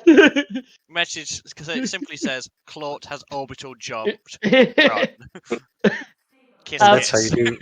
We're chewed. 5 to beam up. What were you going to say, Jan? And that's how you do lost contact. Yikes. You turned off the Heisenberg generators, skipped the planet to get into a secure system, and then you accidentally threw this planet into subspace. Have you got anything to say to yourself? Well, the Telecal keep throwing planets into our dimension. We thought it was only fair. You're welcome.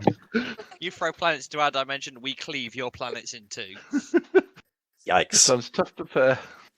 All right, well, so what are you going to do? This sounds like the plan you're going to attempt, because it seems there's a good deal of enthusiasm between planet falling. So, who's going on it becomes my next question. This is Me, so me, me. against everything that's in relation Unit to the hello. Federation. Unitello. All of a sudden, I've got this kind of thought of like from The Empire Strikes Back when all those probe droids come crashing down through the orbit of these different planets. And he just rises from it with his little tentacles wibbling. Woom, Awesome. woom. Hello. And there's another cross-franchise reference for you tonight. We're getting quite a few in, so you know. Hello, darkness, my old friend. So, are we going ahead with this idea? I'm trying to justify to myself how we could claim against this if they found out. Oh, we just fell off the ship.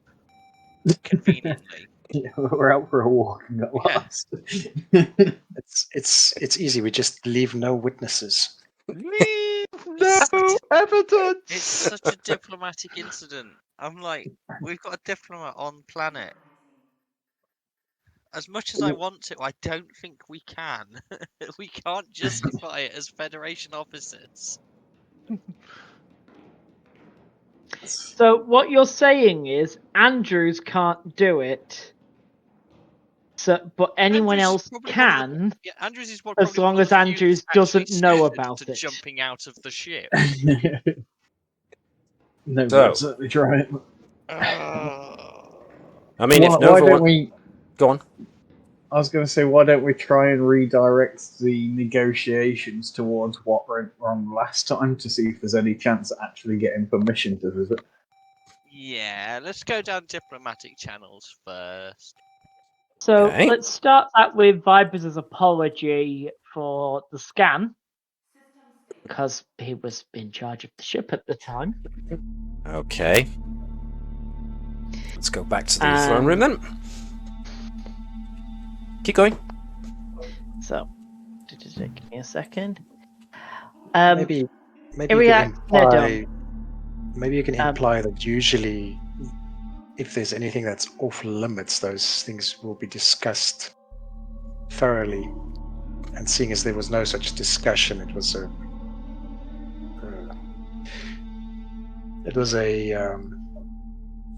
An just oversight, a maybe? faux A misunderstanding. Yeah.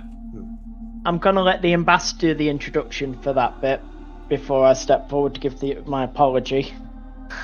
Okay. Which is obviously why I'm here, of course. Obviously. All right. Um, Okay. So Vibers is going to lead with that kind of thing. Alrighty. Yep. Alrighty. Can I get? Go on. Explains to him that it's a. We were following standard procedure. We did not know this was off limit to you at the time. We apologise for any offence this may have caused, and I am here to personally apologise for the effect this had upon yourselves.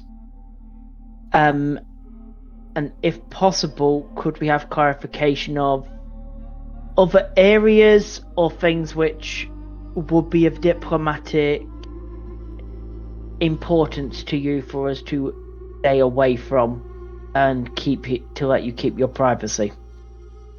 Alrighty. Anybody want to add anything to that? Okay. Let's have Vibers use his presence and command to see how well that adds to the ambassador's ability to use his own skills to put that over. Gonna throw in that. Yep. With I was an ambassador in a past life. Mm-hmm. Card. I think we have actually established that at some point, so yeah. Mm-hmm. Which is why I'm throwing that one in rather than the talent. Righty-ho. Okay. Don't have a focus, but there you go. Smart. 4 successes, which coupled with the ambassador... Ooh, that was almost a 20. Don't want to mess things up for you.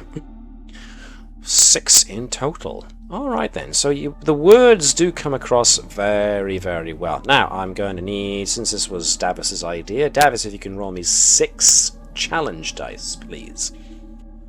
Okay. Actually, let's pimp it up to 7 since you had so many successes, so roll an extra 1.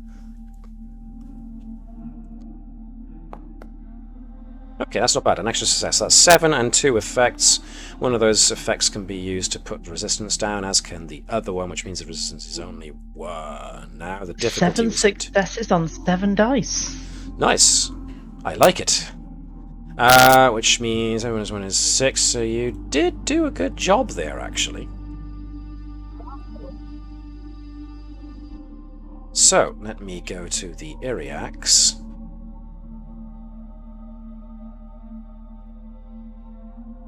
We accept. Wrong voice. We accept your apology, Commander. We will provide you with a list of sites that we deem of security importance and therefore are restricted. Thank you. So. That's what As they such. sound like? That's what it sounds like, yes. Just now. Very much in a similar vein to Assessor Tredik. It's a voice that registers... Well, you know that the Assessor can speak telepathically, and the Iryax has displayed a similar ability, but the Iryax chooses to usually speak using its voice, so that those who aren't telepathic can also... Well, everyone who isn't telepathic tends to feel it anyway, but it does also... tries to communicate on a level playing field, at least in regards to the diplomacy here. Especially after Turin, where it made the slightly snarky comment of talking telepathically isn't very polite. Yes, there was a bit of a diplomatic faux pas there. But she's Vulcan, she can't help herself. But, or maybe she can. Maybe she has been changed a little bit by her experiences. But nevertheless, okay, so that apology went a long ways to helping smooth things over. And as a result, you do feel that the air of, not hostility exactly, but the air of resistance you were meeting in regards to the negotiations and whatnot, thanks to the way you left last time, have eased somewhat now. So that apology went a long way towards making things easier. So the ambassador does send he taps out a quick little message on a datapad, which he gives to his assistant, who then passes it to Vibers, which is just basically a short message saying thank you for that. Nevertheless, though, you are somewhat dismayed to find that the island coordinates are put down as a place of high security, and you don't reckon you're gonna get permission to see it unless... I think from what you can gather from the way this has been worded, the only way you guys will be able to see what goes on that island is if the Akaru join the Federation, and then you can negotiate, joint security kind of thing. At the moment, though, that facility site really does seem to be a high security priority for them, for whatever reason. So, with that in mind, now what? Next planet. This is clearly a waste of our time. Well, the diplomatic negotiations are going well nonetheless, so with all due course of luck, as long as they keep going that well, then you have got the Akaru pretty much looking favourably at the very least, as a trading partner, as long as things don't blow up, of course. But that leaves us with the question of what now? Do some of you still want to try and go through with this orbit falling plan? Well, they don't want us there. That could cause a big incident, couldn't it? Potentially. Depends what you find, Wow, though. my crew's learning. So I've got infiltration and I'm happy to use it. Sorry, two of you spoke there at the same time. First Sean, then Mike. Sean, what was that? Nova offers that she's got infiltration and she's happy to use it. Good point. Mike, what was it you said, sorry? I accidentally made sense. I apologize. I like it. So yeah, Nova will quite rightly point up that she does have a focus in infiltration, so if anyone was trained to be able to get down to this place without notice, then Nova would be the best one to lead. So there is an option, but again, this is entirely your choice what you want to do. But I will also drag into the light the fact that you have been very cautious as to outside influences having an impact on these people, so...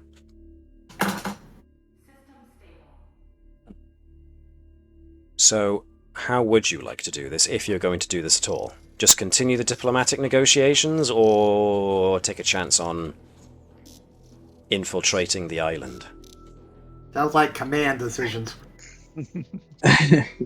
But everyone can feel free to put their oar in, as they say.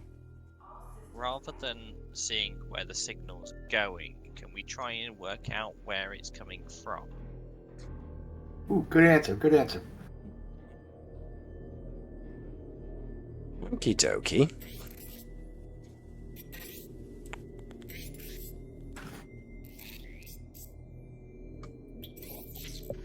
Alright then.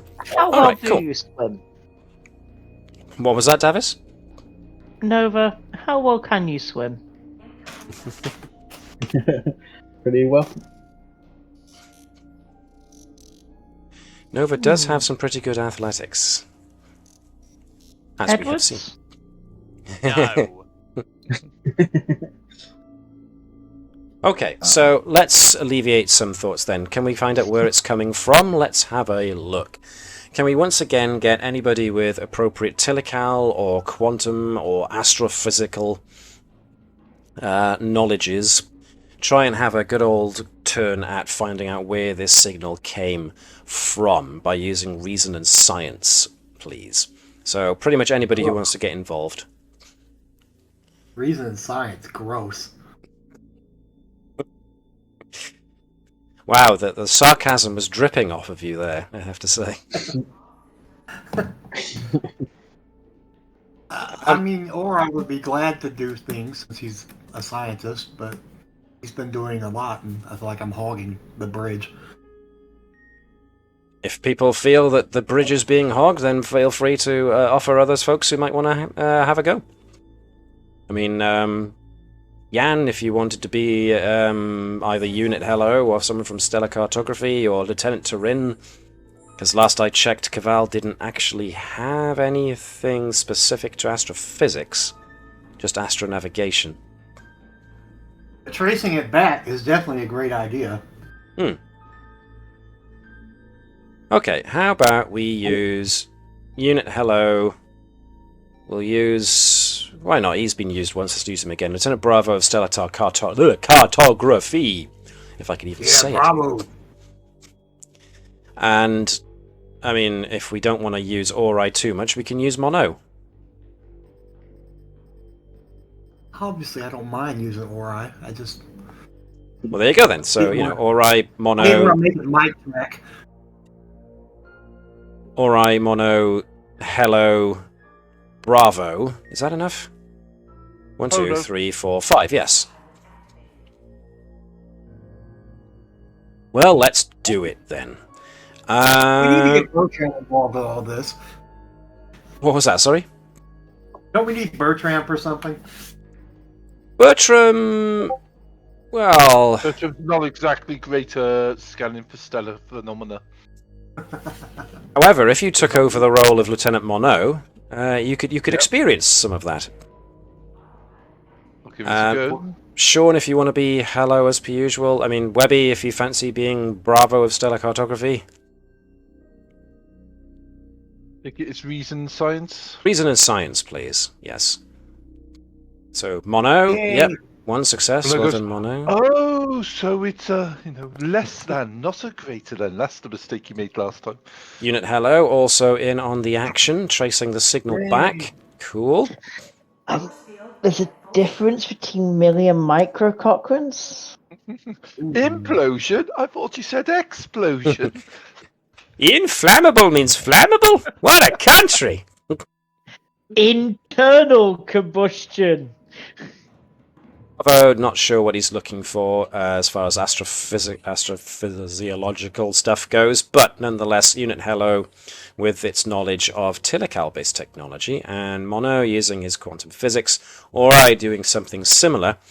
You do correlate the energy coming from that tiny rift to having a subspace signature very similar to the pocket dimension you were in before, but it's not so exact that you think it's definitely the same place. What is interesting, though, is that the type of energy being projected out of it has a very strong resemblance to the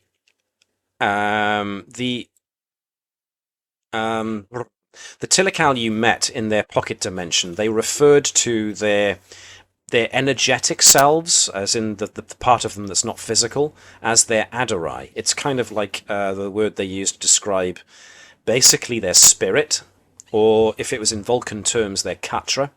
So that energetic side of themselves, which is made up of, pure mental energy or whatever it is, as opposed to their physical body. So the Tilical refer to their spirit/mind self when in this purely energetic form as their Adorai. And, of course, you were in their pocket dimension briefly and met with Tilical in their Adorai form. As such, the energy coming out of this aperture in space going to this island has distinct similarities with the waveforms of Tilical Adorai energy.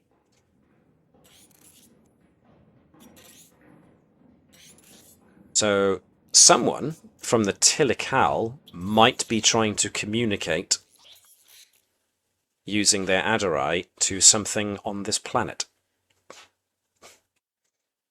All systems active.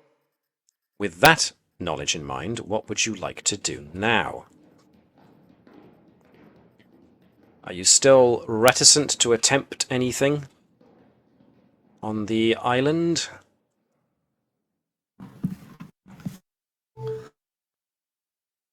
again. Ori would love to, in the name of science, do island stuff. Ori strikes me as the very curious type. System status. Yes. We know Nova's definitely up for it, and because he was the one who hatched the plan, we definitely know that the space cowboy Thazanan is up for trying a method of flight he doesn't do all that often. So I have an idea. uh-oh. Okay, let me strap myself in here. Before you say anything, I think we need to vote on the falling from space one. It might be safer. Well put. What was the idea then, Davis? Hit me with it. Well, we have an ambassador here. You do. We have a bunch of people and an aide. And one of the things we were going to say is if they're trying to organise a trade deal, it would be quite a good idea for us to have a little bit of possibly a showing of some of your industrial facilities and take the ambassador around in a shuttlecraft of our choice that has a very loose back door that 4 people might accidentally fall out mid-flight. Oh my god. Oh look, they're suddenly not here anymore, and we just happen to have passed over that island. What a shame, we'll have to go back round and pick them up. Is that the general gist of this plan? I wasn't actually planning the pick us up. I was planning to drop us about a mile or two from the ocean. We make our own way over there at that point, and then we just have to get past the security and get a transport out of here. What was it you said, Jan? Yeah, I was going to say it's only dodgy if they were there to begin with. Oh yeah. So either you don't declare them, or yeah, maybe Thazanan and the others are hanging just magnetically attached to the underside of this shuttle as it goes off. Ah, yes. Not that I'm a shield. Well, a shield underneath the shuttle with a space for us to fit in, and then the whole shield drops off. Was that the secondary buffer panel falling off our ship? Oh dear, we'll have to go around again. All right, final word. Are we going to try some kind of espionage here and work somebody into the facility? Well, I say facility, the island, which apparently has some kind of facility underneath it.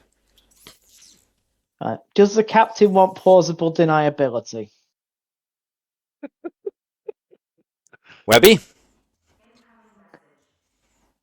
Oh dear. This is starting to sound like a yes. Plausible deniability, please. No. Silence means no, and she's going. No.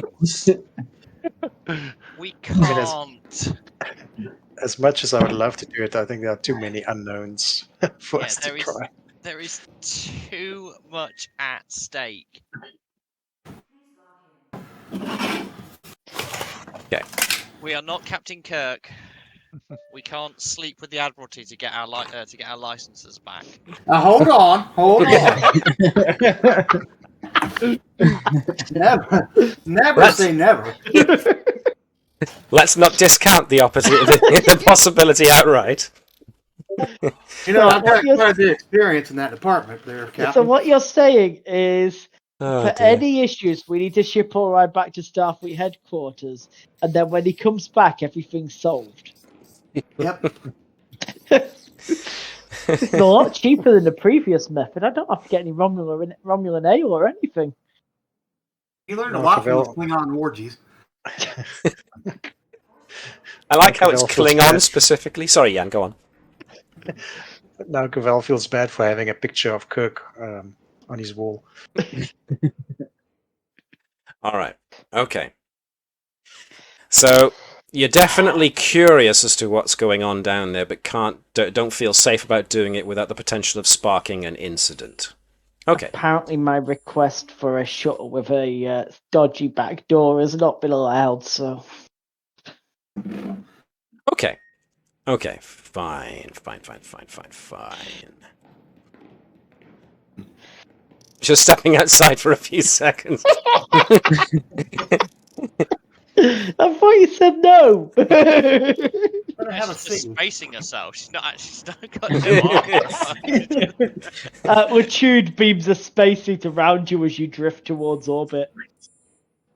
What you couldn't see was the fact that on Andrews's organic side of her head, the vein in the left side of her on her left temple was. Okay, cool. Actually, why would I space myself? I'm just going to turn my cybernetics off and just die on the ship. It should just flop off the side. Like, I can't deal with this crew anymore. Okay, what I'm going to do is intervene on that. I'm going to go briefly back to the diplomatic negotiations once more. So anybody who wants to assist with that of the group who were down there can certainly feel free to do so. The ambassador will take any and all help. If people want to help indirectly from up on the ship, they can do as well to try and maybe signal something down to Vibers and his group to suggest to the ambassador. That's all fine. So are there any folks who want to get involved in this diplomatic stuff last minute?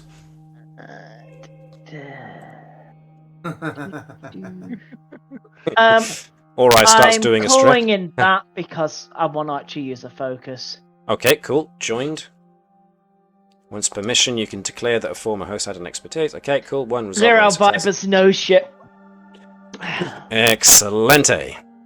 Let's go for the ambassador once again doing his thing. Anybody else? Whoa! Anybody want to lend the ambassador a Legion of Honor really quick? Or I would. The ambassador comes in, there's a complication that goes, well then, brand new race, tell me about your primitive, useless religious societies that only idiots would believe in. Okay, so... Thank you, Vibers. Well, I really want to do an orbital space jump. That's my line. Okay, so the ambassador... Okay, blimey. Only one of you needed to do it, and I think Vibers leapt on it first, so... don't worry about it, Andrews. Thank you very much. So, yes, the ambassador and Vibers together, 2 results. Cool. Can I get... Who hasn't rolled in a while? Alex, can I get you to roll me 6 challenge dice, please? 4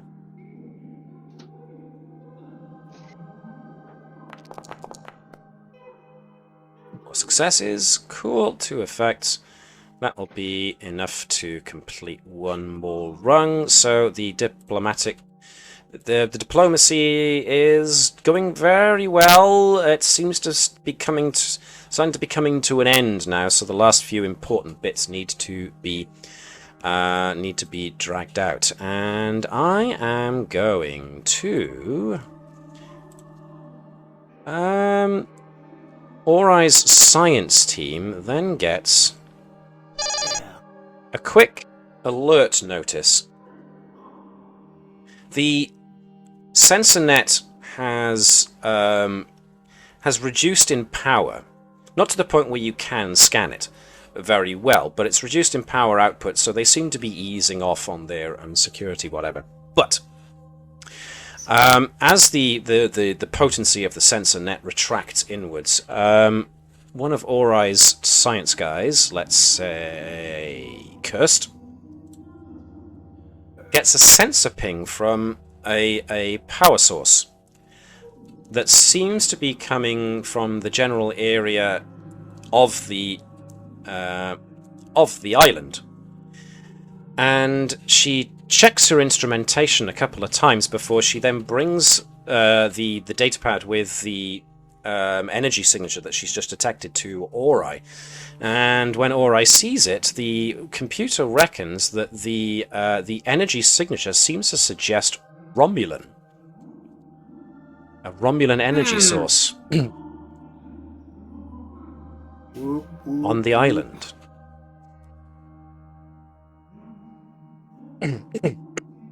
That's some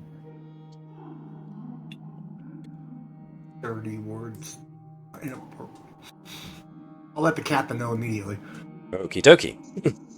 Captain, you have just been let know that there is there's potentially a Romulan energy signature on board on that very island with the security on it.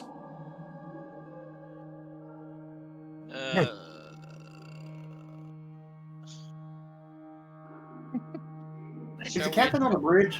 Captain is on the bridge along with Orai, yes. Space this off. Okay, advise the away team that we have picked up passive scans. We have picked up a potential anomaly within the planet, and would like for the planet to confirm as well. And that if we can, we will offer assistance. Okay. Those of you who are on the surface at this point, there is a sudden... How do you word this exactly? This notification... Pardon me, this notification that you give them. We've detected an energy source, or we've detected a Romulan energy source, or we've detected a known energy source. How are you going to word this? Romulan. No, I don't think we say anything about the Romulans. Non-allied energy source. What does everybody else think? I would Non-allied? say non-Vulcan. Non... Potentially just unfriendly. They look like Vulcans, but they're not quite Vulcan energy source.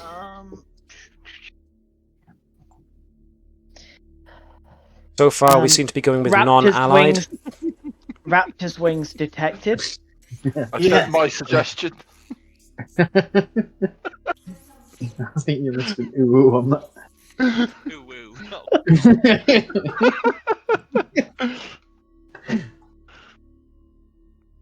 Okay, so... Whoa!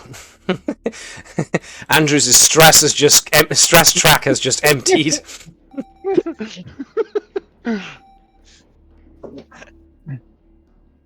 Okay, so how exactly would you like to word this? That you said do you require assistance, but what kind of way do you want to?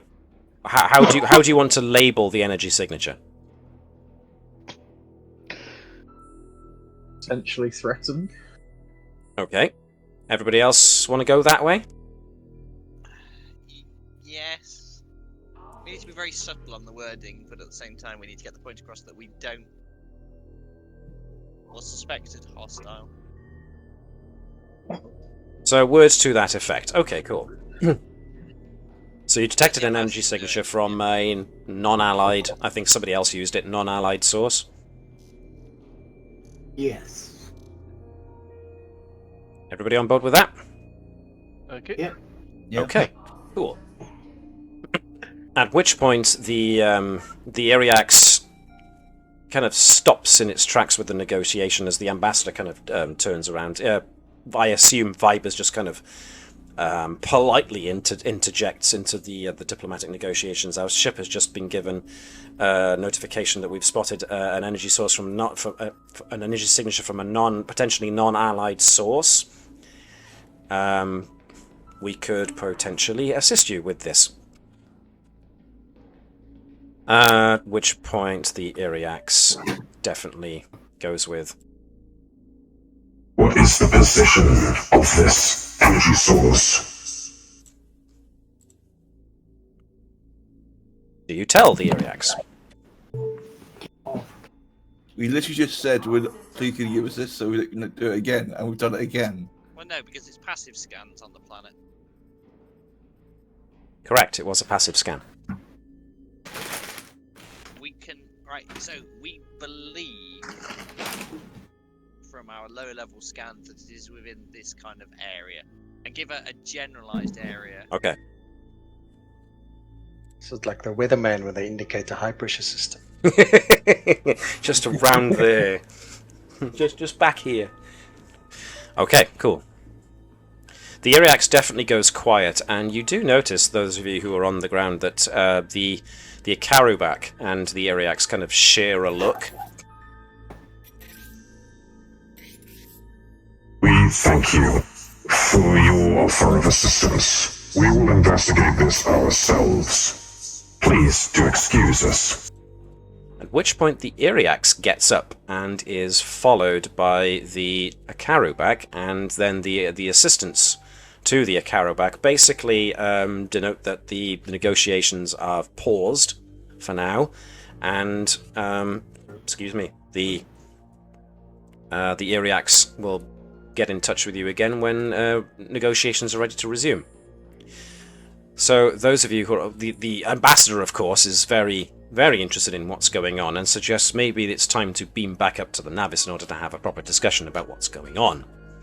So let's bring the ambassador back up to the ship with you.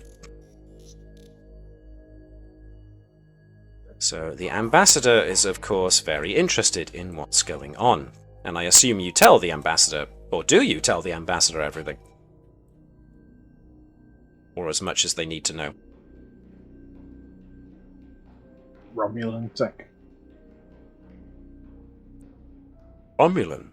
Well, this puts an entirely different spin on things. We were looking maybe for these Tilical things to be influencing these people, and now you tell me there's a Romulan energy signature on this place? Oh, this could mean any number of things. They do seem to have a Vulcan-like influence to their biology. And as such, could very well have a... Well, they do appear to be more Romulan insofar as they are more emotionally inclined, but not as far as we've been able to tell so far of the nefarious scheming variety. I am uncertain as to what to make of this news. Captain, do you and your crew believe this to be maybe a Romulan infiltration? Please log in. Potentially, Ambassador. The Romulans have been scouting several locations that we have been to in recent times. Well, if the Romulans are indeed... Wait a minute. So are we suggesting here that the Romulans are a force behind the Iryax? And the Tilical technology being given to the Akaru? Or are we suggesting this is something else?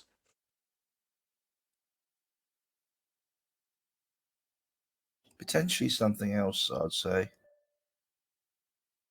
Maybe they got to them first. Well, this definitely comes under the auspices of being a very serious diplomatic situation, but it also becomes a great security concern. If the Romulans are interfering somehow with another race's development, and have access to advanced ancient alien technology.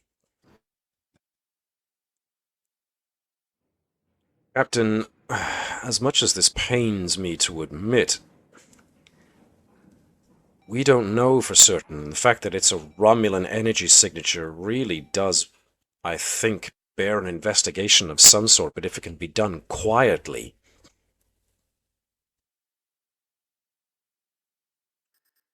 This is difficult.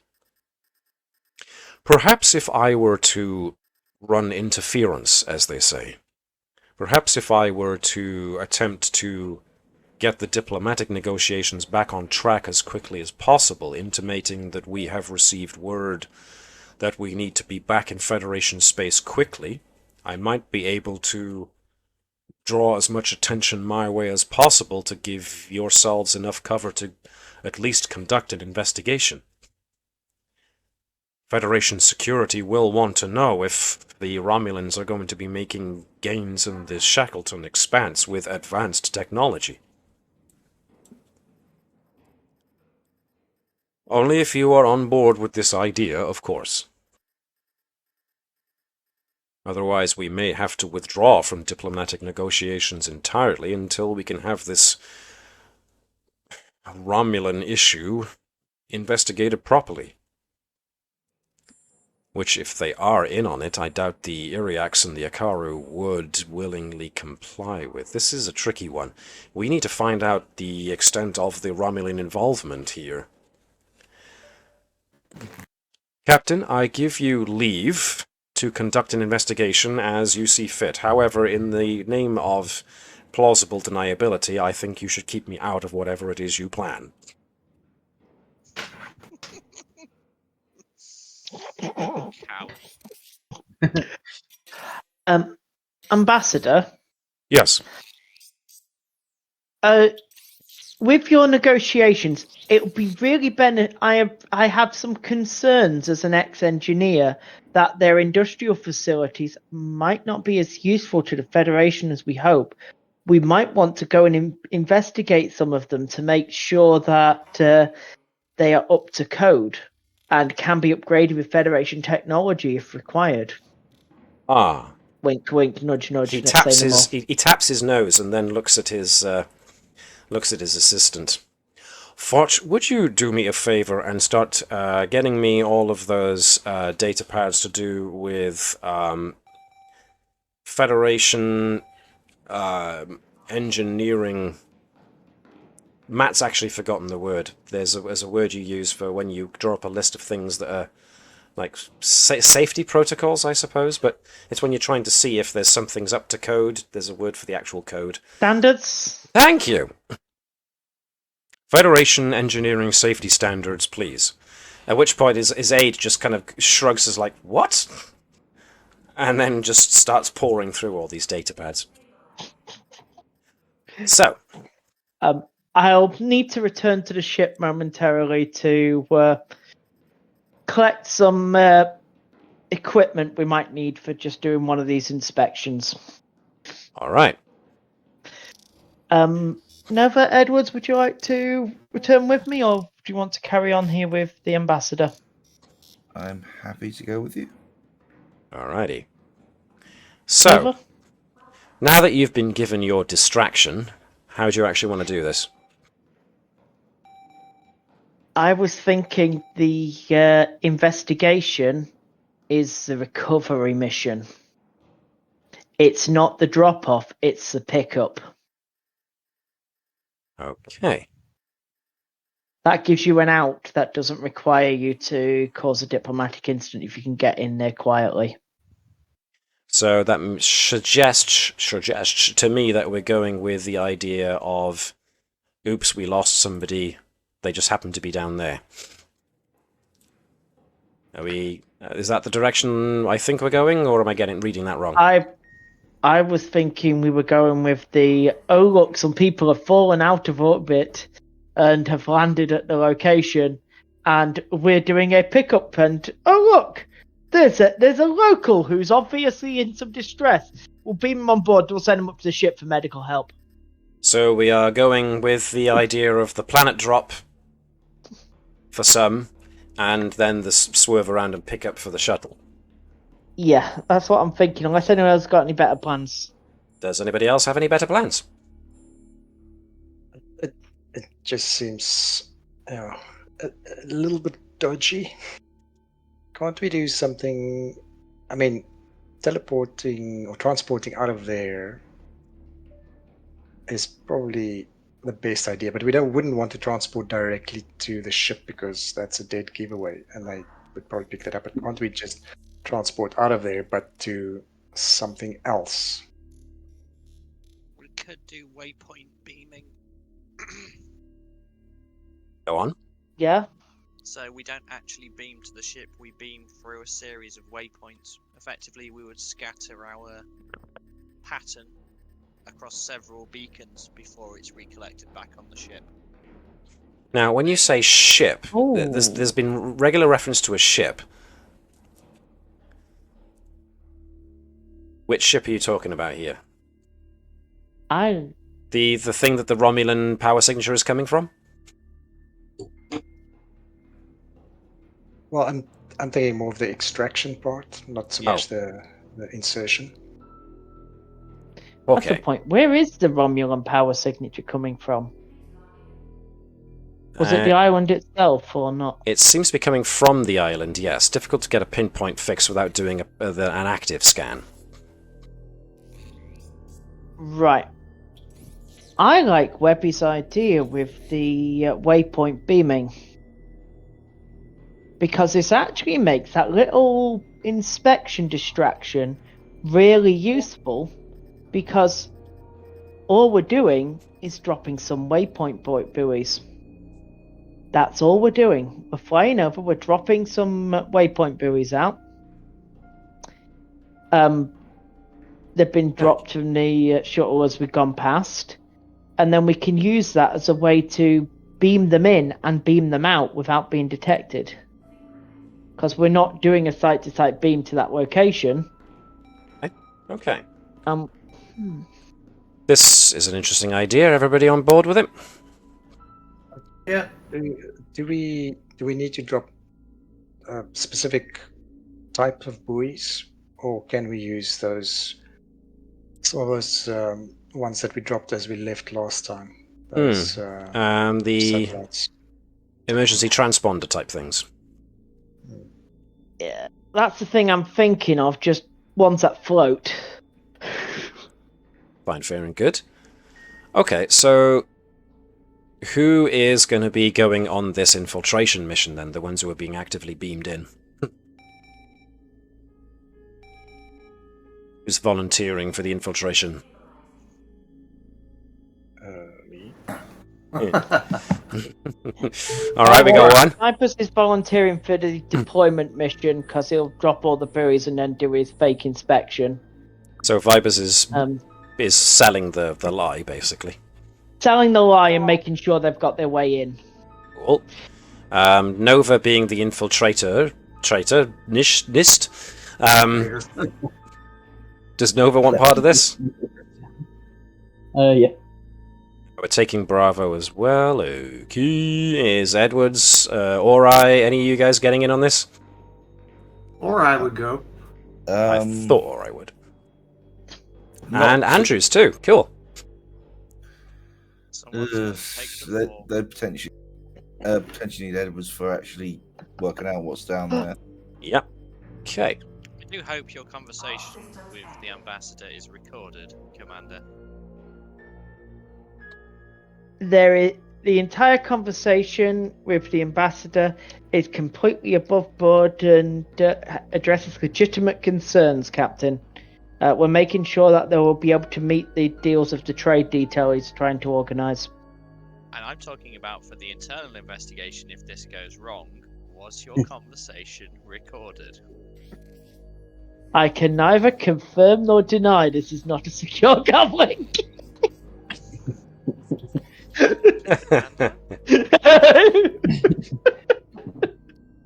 Okay. Okie dokie. All I'm going to need then is for Vibers to give me his best presence and command to show how well he distracts folks. Please Do look fan over dance. there. What was that? Sorry, Mike? Who's fan dance? No. No, and no again. No. He was All very right. experienced in it in the previous life. I'll tell you about it some other already time. I've already established this episode. It's another scene. Never mind. Yep, afraid so. Right then, let's get to it. Can I get that check from Vipers, please, to see how well he distracts everybody? Fantastic! 3 successes, well done. 3 successes on a determination. That's terrible. So, yes, the inspection is... I mean, the ambassador makes a good fuss of it. And it's a way of... the Iryax doesn't tag along, but the Akaru back, she sees the veracity in showing off the spaceport and the spaceship construction facilities, so agrees.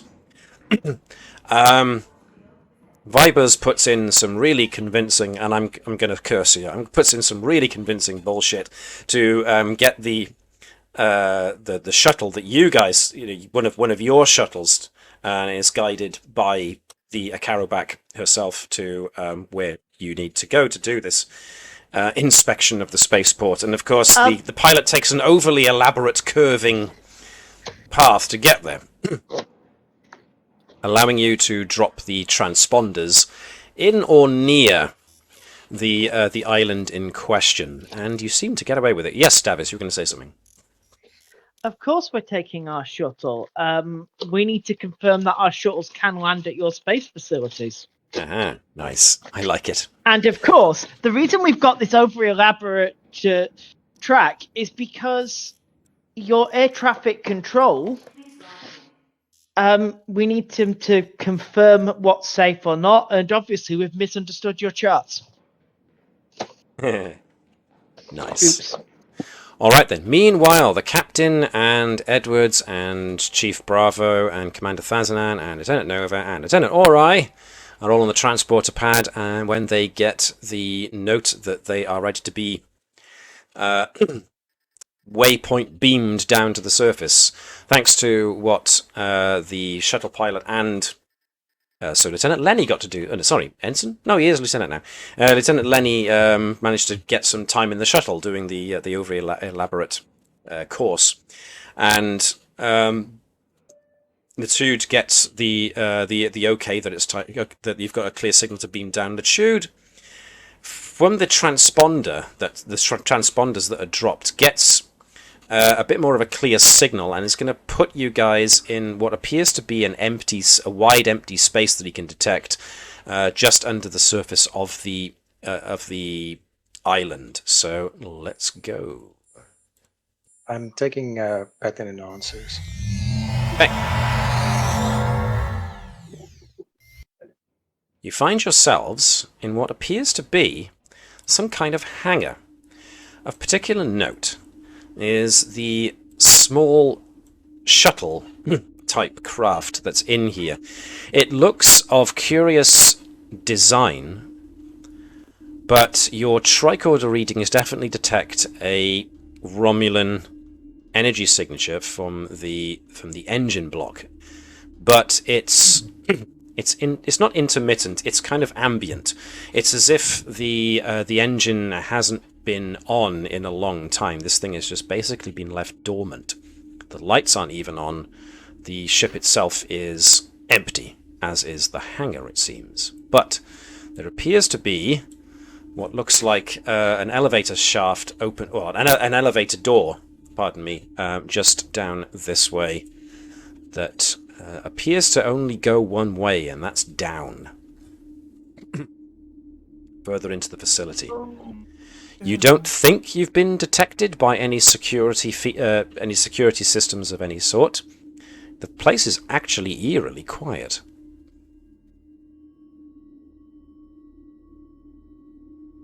So, proceeding as I assume you do through the hangar to the available elevator or descalator, you do pass through an area where the shielding is pretty complex for a society that weren't long into space travel. The good news is that this shielding facility doesn't seem to draw upon Romulan technology. It definitely appears to be more a hodgepodge of, again, Tilical-influenced technology, but not necessarily Tilical technology itself. This is definitely a shield generator and is the apparatus responsible for creating the sensor net. At the moment it seems to be powered down to kind of its mid-range of energy output, but now that you are here next to the generator, you can get a better tricorder scan of what's in the lower levels of this facility. And you think you're detecting evidence of some kind of computer processing center.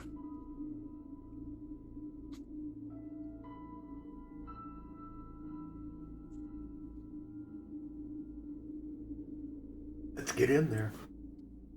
Yep, okay, alrighty. There's paths down you need to take and then through a couple of different corridors, but yes, Jan. So you were saying this powers the sensor net? Apparently so, yes. Would we be able to put in some kind of hack to Potentially. make it go off on occasion? You could try that, certainly. So I think it could be useful for us. Or if not to go off, but to relay the data to us. Before anything, scan for any kind of security, any kind of thing, anything that will trip if we basically start messing with things. Okay, cool. Anybody who has got, I think, let's see, security protocols is a focus of Thazanan, and he does have a high security rating, so reason and security from Thazanan would not be the worst idea in the world. To try and see if there's any security systems. I mean, Nova also with the infiltration focus could try something similar.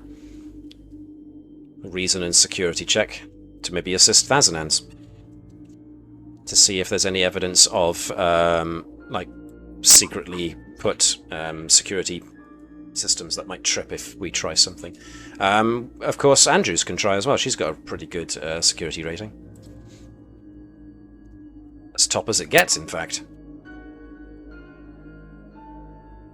I believe Andrews has got... no, Starfleet protocols, so a bit less option there. So, Thazanan's probably good to lead with Andrews and Nova assisting. Okay. Reason and security to see if you can spot any security systems. I'll spend the momentum. If Cool. Mind. Plenty of it there. Andrews, okay. But Nova gets a success, and so does Thazanan. With reasonable assuredness, you're pretty sure you haven't tripped any security systems as of yet. With this knowledge of what security systems look like in this thing, you might very well be able to utilize that knowledge in order to put in a temporary bypass to the sensor net, so that you could at least get a clear beaming signal out, if you wanted to. Yep. Or you could do more. Well, it would be nice. Yeah. See, I would like a permanent feed from it, but then it'd have to be beamed somewhere, which would once again be a danger of being detected. Could you wipe any records in the last couple of minutes from the time you beamed in, just to be sure? That's I a mean, thought. if you're going to do that, you might as well download their previous sensor logs.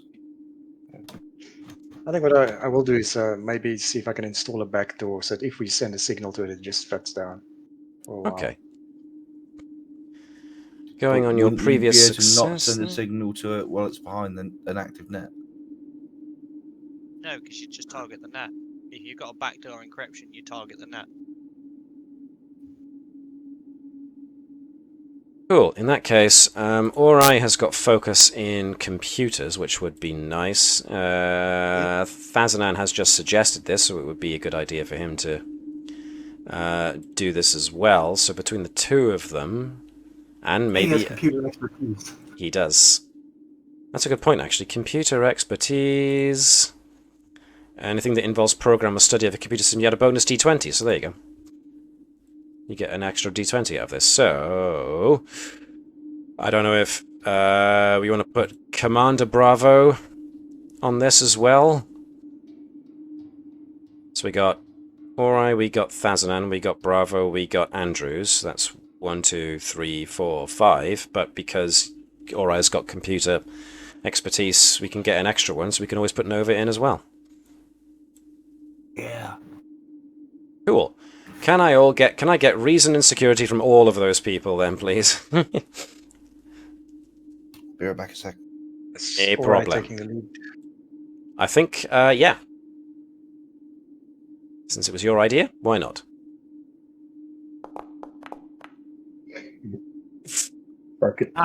Or I use 2 dice on the pool or just 1?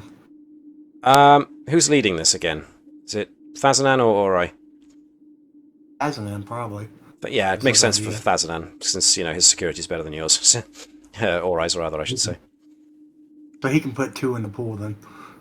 Yeah, you can still put 2 in the pool because of your extra dice, because of computer expertise. So absolutely yes. So we should end up with 6, which is good. And we don't use a focus if we're not leading, right? You can, absolutely, you can. Okay. All right. Absolutely, positively, definitely. Uh, Where are these complications coming from all of a sudden? All right. Da-da-da. Okay, so we got 2 in total. You are reasonably confident. I mean, actually, we haven't had Andrews and Bravo yet.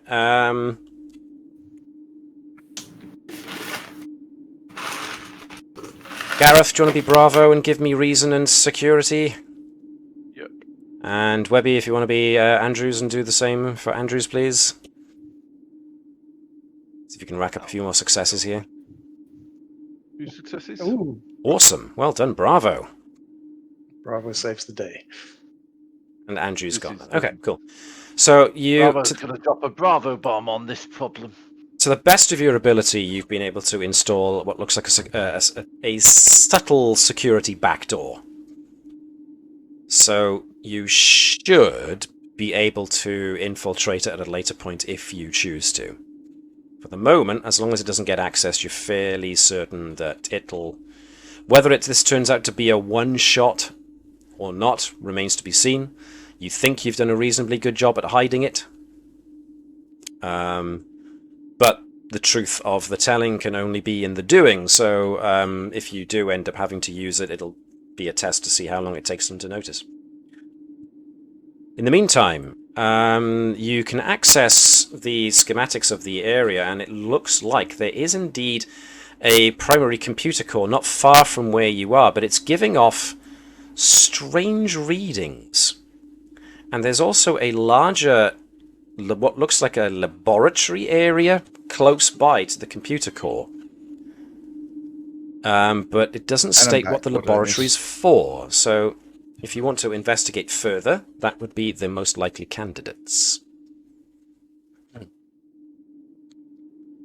And so, with that security backdoor in place, you can carry on to the computer core if you wish to.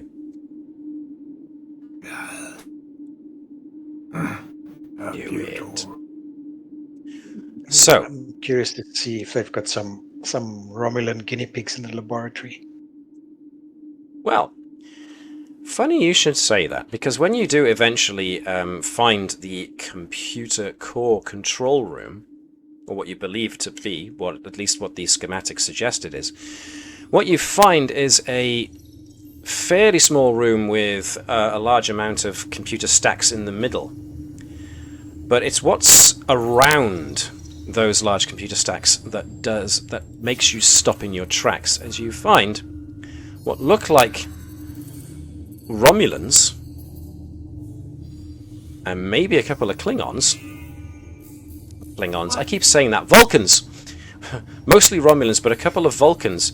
They seem to be physically strapped into some kind of alcove apparatus which seems to be linked to the central computer.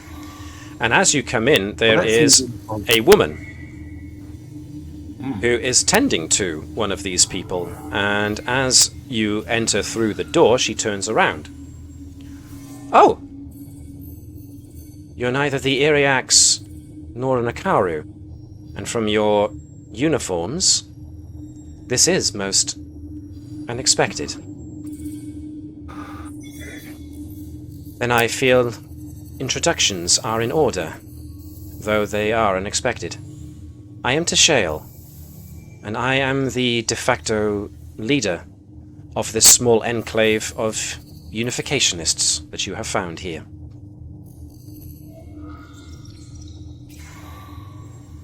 Welcome to Setu. Do not fear for those you see strapped into the computer systems here. This was the Iryax's idea. The Iryax was attempting to help us heal those who were injured in the crash when we landed here on Setu so long ago. we found that the computer systems that the Iryax used in this facility were beneficial in keeping the neural patterns of our friends intact whilst we repaired their bodies as best we could. This facility, however, has been neglected for some time. But may I ask who you are and where you have come from? I was unaware. The Iryax had not told us that we had any active union with anybody outside of the Akaru. And yet here you are, Starfleet.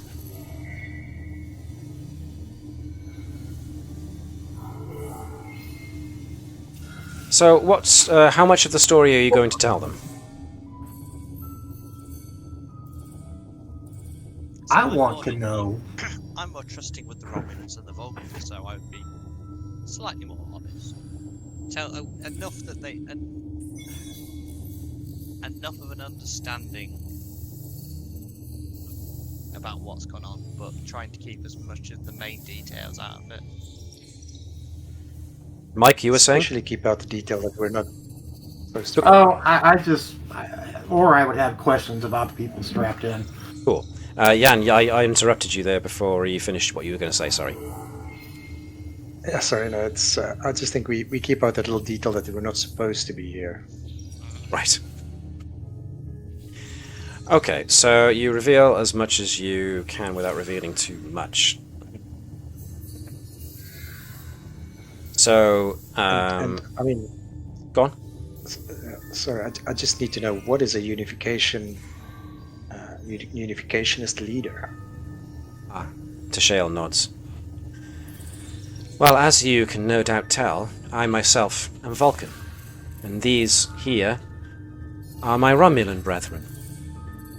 We are part of a movement, started by Ambassador Spock.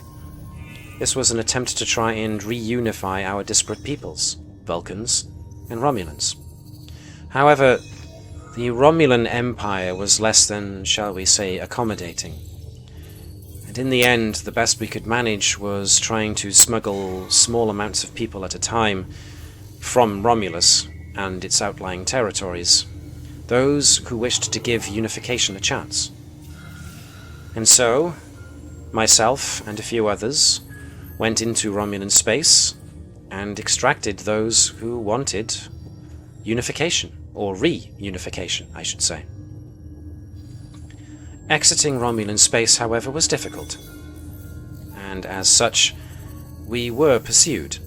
But the Romulans assumed that with the damage to our vessel, such as it was, and the fact that we were only a small shuttle in comparison to their ship, they left us adrift. And so, drift we did, until eventually we found ourselves caught in the orbit of Seku. And we crash-landed here. But when we crash-landed, we were greeted by the Iryax. The Iryax offered us sanctuary. And the Iryax was more than accommodating, but it seemed that the Iryax needed something in return. The Iryax needed our help with its clones. I knew it. Something it's bothering me. They seem too much like a mix of the two, and this is why. May I ask for clarification on that statement, please? The cultures, basically everything I've seen in the architecture, it reminded me too much of like a mix between potentially Vulcan and Romulan. It makes more sense. I'm guessing you use for the clones DNA from both. You misunderstand. The cloning facility is not for the Akaru to produce them. It's to produce the Iryax. Sorry. Perhaps it would be better if I showed you. Yes, please. So let's take you to...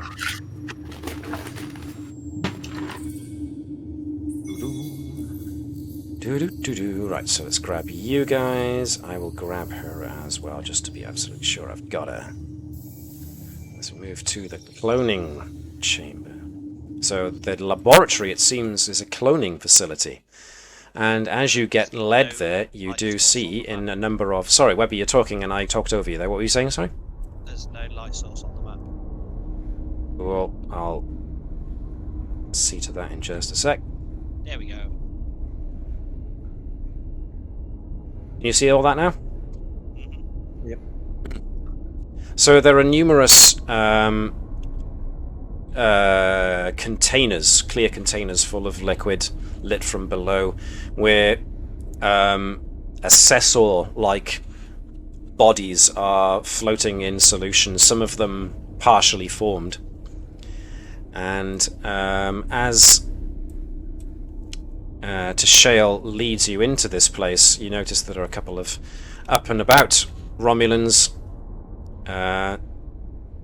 including another Vulcan, who appear to be tending to the machinery. But it's also then that through a different door, the Iryax enters at a bit of a pace. When they enter, they stop and they look around and see you and appear to be very, very alarmed. Both Ori and Nova get the completely unfiltered sense of panic and alarm. But Tashale just holds up a placating hand. They found their way here by themselves, Iryax, and they have seen enough. They need to know why we are here, and they have now seen this. Oops. And I apologize for any deception, but it was necessary, especially in front of the Akaru. They cannot know about this place. I am, as you have no doubt noted, an assessor. I was put here to guard over this establishment, this place, but its use and purpose is now beyond me. A flaw has been introduced into the cloning process, and as such, I myself lost the knowledge of how to correct this mistake.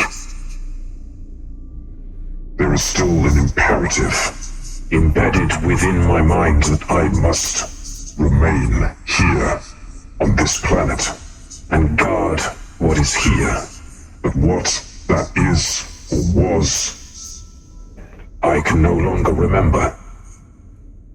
The unification, or the reunificationists as they are known, when they crashed here, it was almost fate.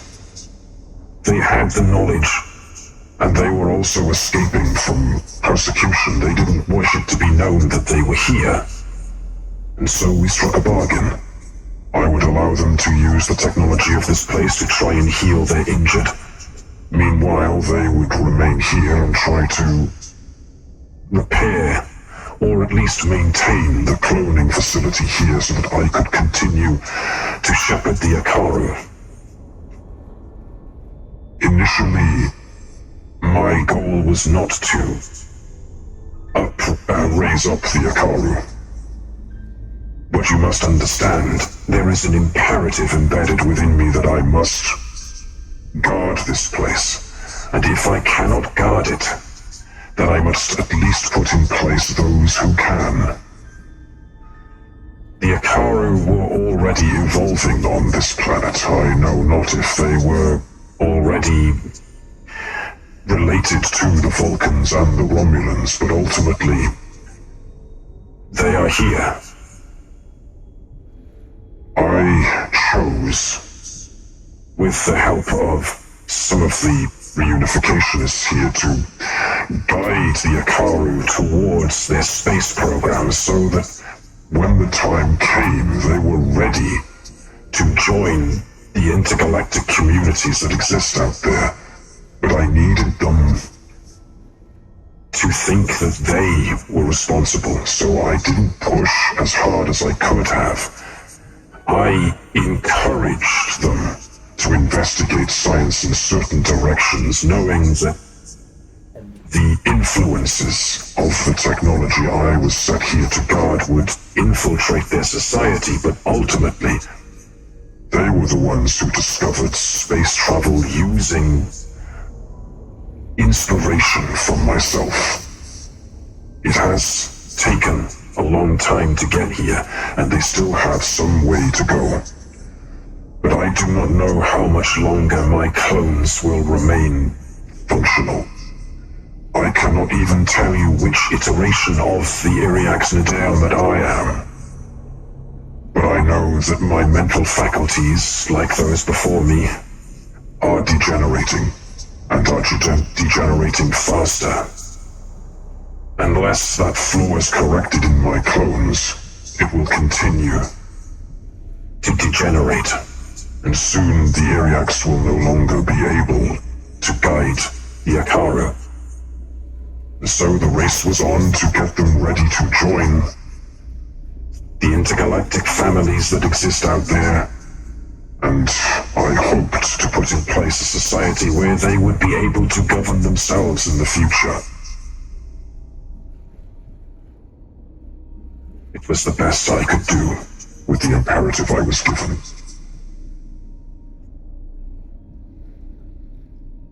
I have not harmed them, but I may have made a few mistakes along the way.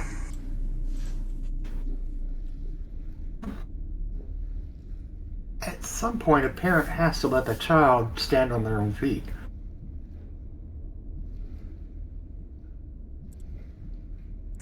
And you believe that time for the Akaru is now? If not now, when?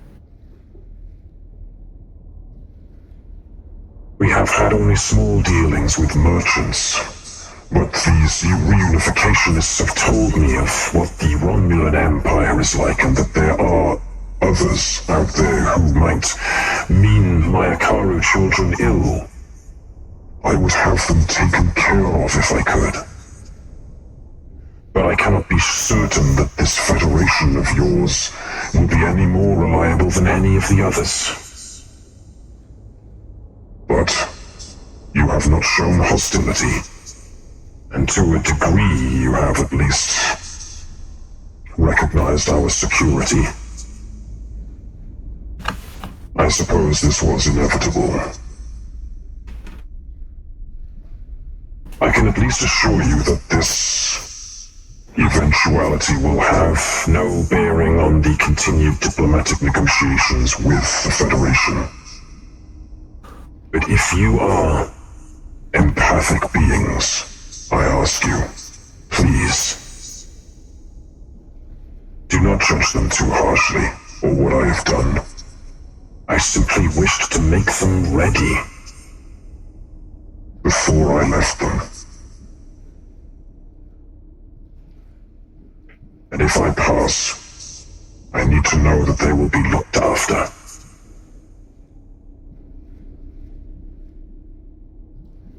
Take this to your Federation, if you must. But please do not let the Akaru know, at least, not yet.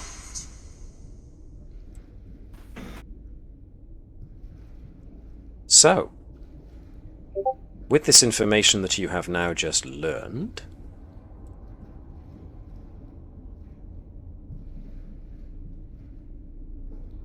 what would you like to do?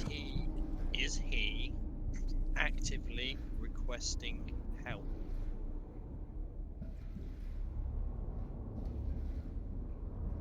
It almost seems like it.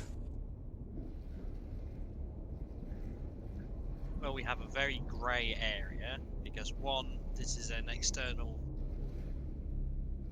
influence acting on a sentient civilization, which is against the Prime Directive, but at the same time a sentient creature is asking for aid from the Federation. I think we let the ambassador deal with this. I do have a question for the Iryax. Go on. What does he make of the message that was sent to this facility?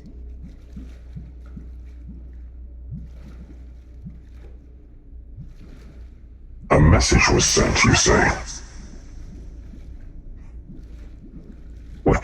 message. Oh, wait. You mean the one with the blue individual and the colored background? This seems to me like I should know what it is, but it is likely another memory that I have lost due to the defects in the cloning process. I am sorry if I cannot be of any further assistance with that. If it was a message meant for me, or us, the Iryax, its meaning is, I am afraid, lost on me.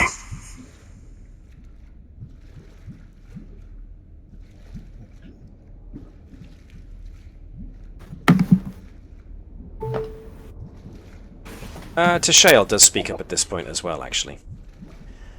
Captain, if you are indeed to treat this as a sentient being requesting help, then I would ask if you could please gloss over the presence of myself and the other reunificationists here, or at the very least make it so that only those with topmost authority can know, because trust me, the Tal Shiar will be looking for any possible existence of reunificationists, and they do, I assure you, have people in your government. If they were to discover our presence here, they would come here, and they would not respect the sovereignty of the Akaru. They would more than likely plunder this place for themselves. Mention this if you must, in regards to the Iryax, and the fact that there are some of us here who assist the Iryax with the cloning process, but perhaps gloss over our exact identities and species. For now.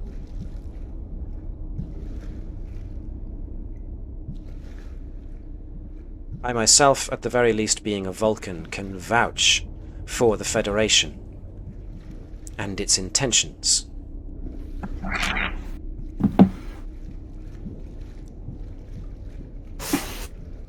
Of course, this is Matt now, if you want to leave this in the hands of the Ambassador, then that's absolutely fine. So, this now comes, pardon me, down to what's your decision in regards to these people and this situation?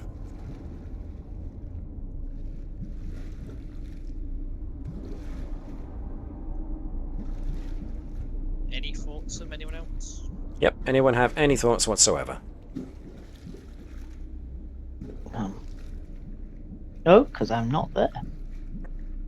Nice dodge. Edwards would say it'd be worth helping them. It is unprecedented, but I say at least we owe it to both, because it would be a matter of preserving the life and the way of these people here. As has been pointed out, others would plunder it. About who's to deal with it, that would be above my rank. So once again, let the Ambassador deal with the formalities of that kind of thing. Okay.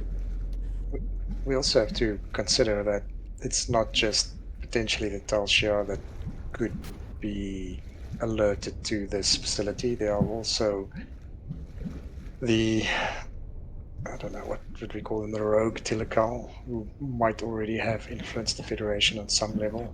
Ah, yes. They probably don't know about this facility, and if they were to find out about it, what would they do with it? Indeed. So, final word. I mean, my overall feeling is that the Ambassador is probably going to use this as a means of, at the very least, finalizing an acceptable and profitable for both sides trade agreement. Whether or not this goes on to have the Akaru join the Federation becomes an interesting point, which is going to be a bit difficult, what with, as has been pointed out, the whole Prime Directive thing, this issue has been very much broached here. But to be fair, it was before you guys got here, so...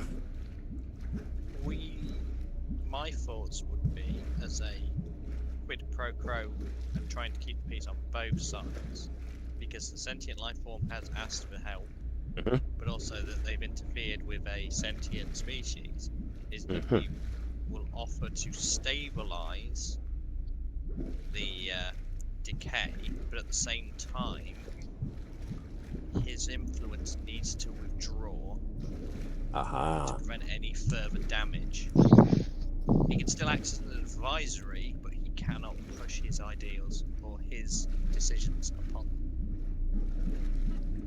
So introduce this as a, we can do business, we can do this, but this is how you need to comport yourself for the future kind of thing? Have you heard of a constitutional monarchy? Okay. Never heard of it. Anything else anybody else wants to add to this, then?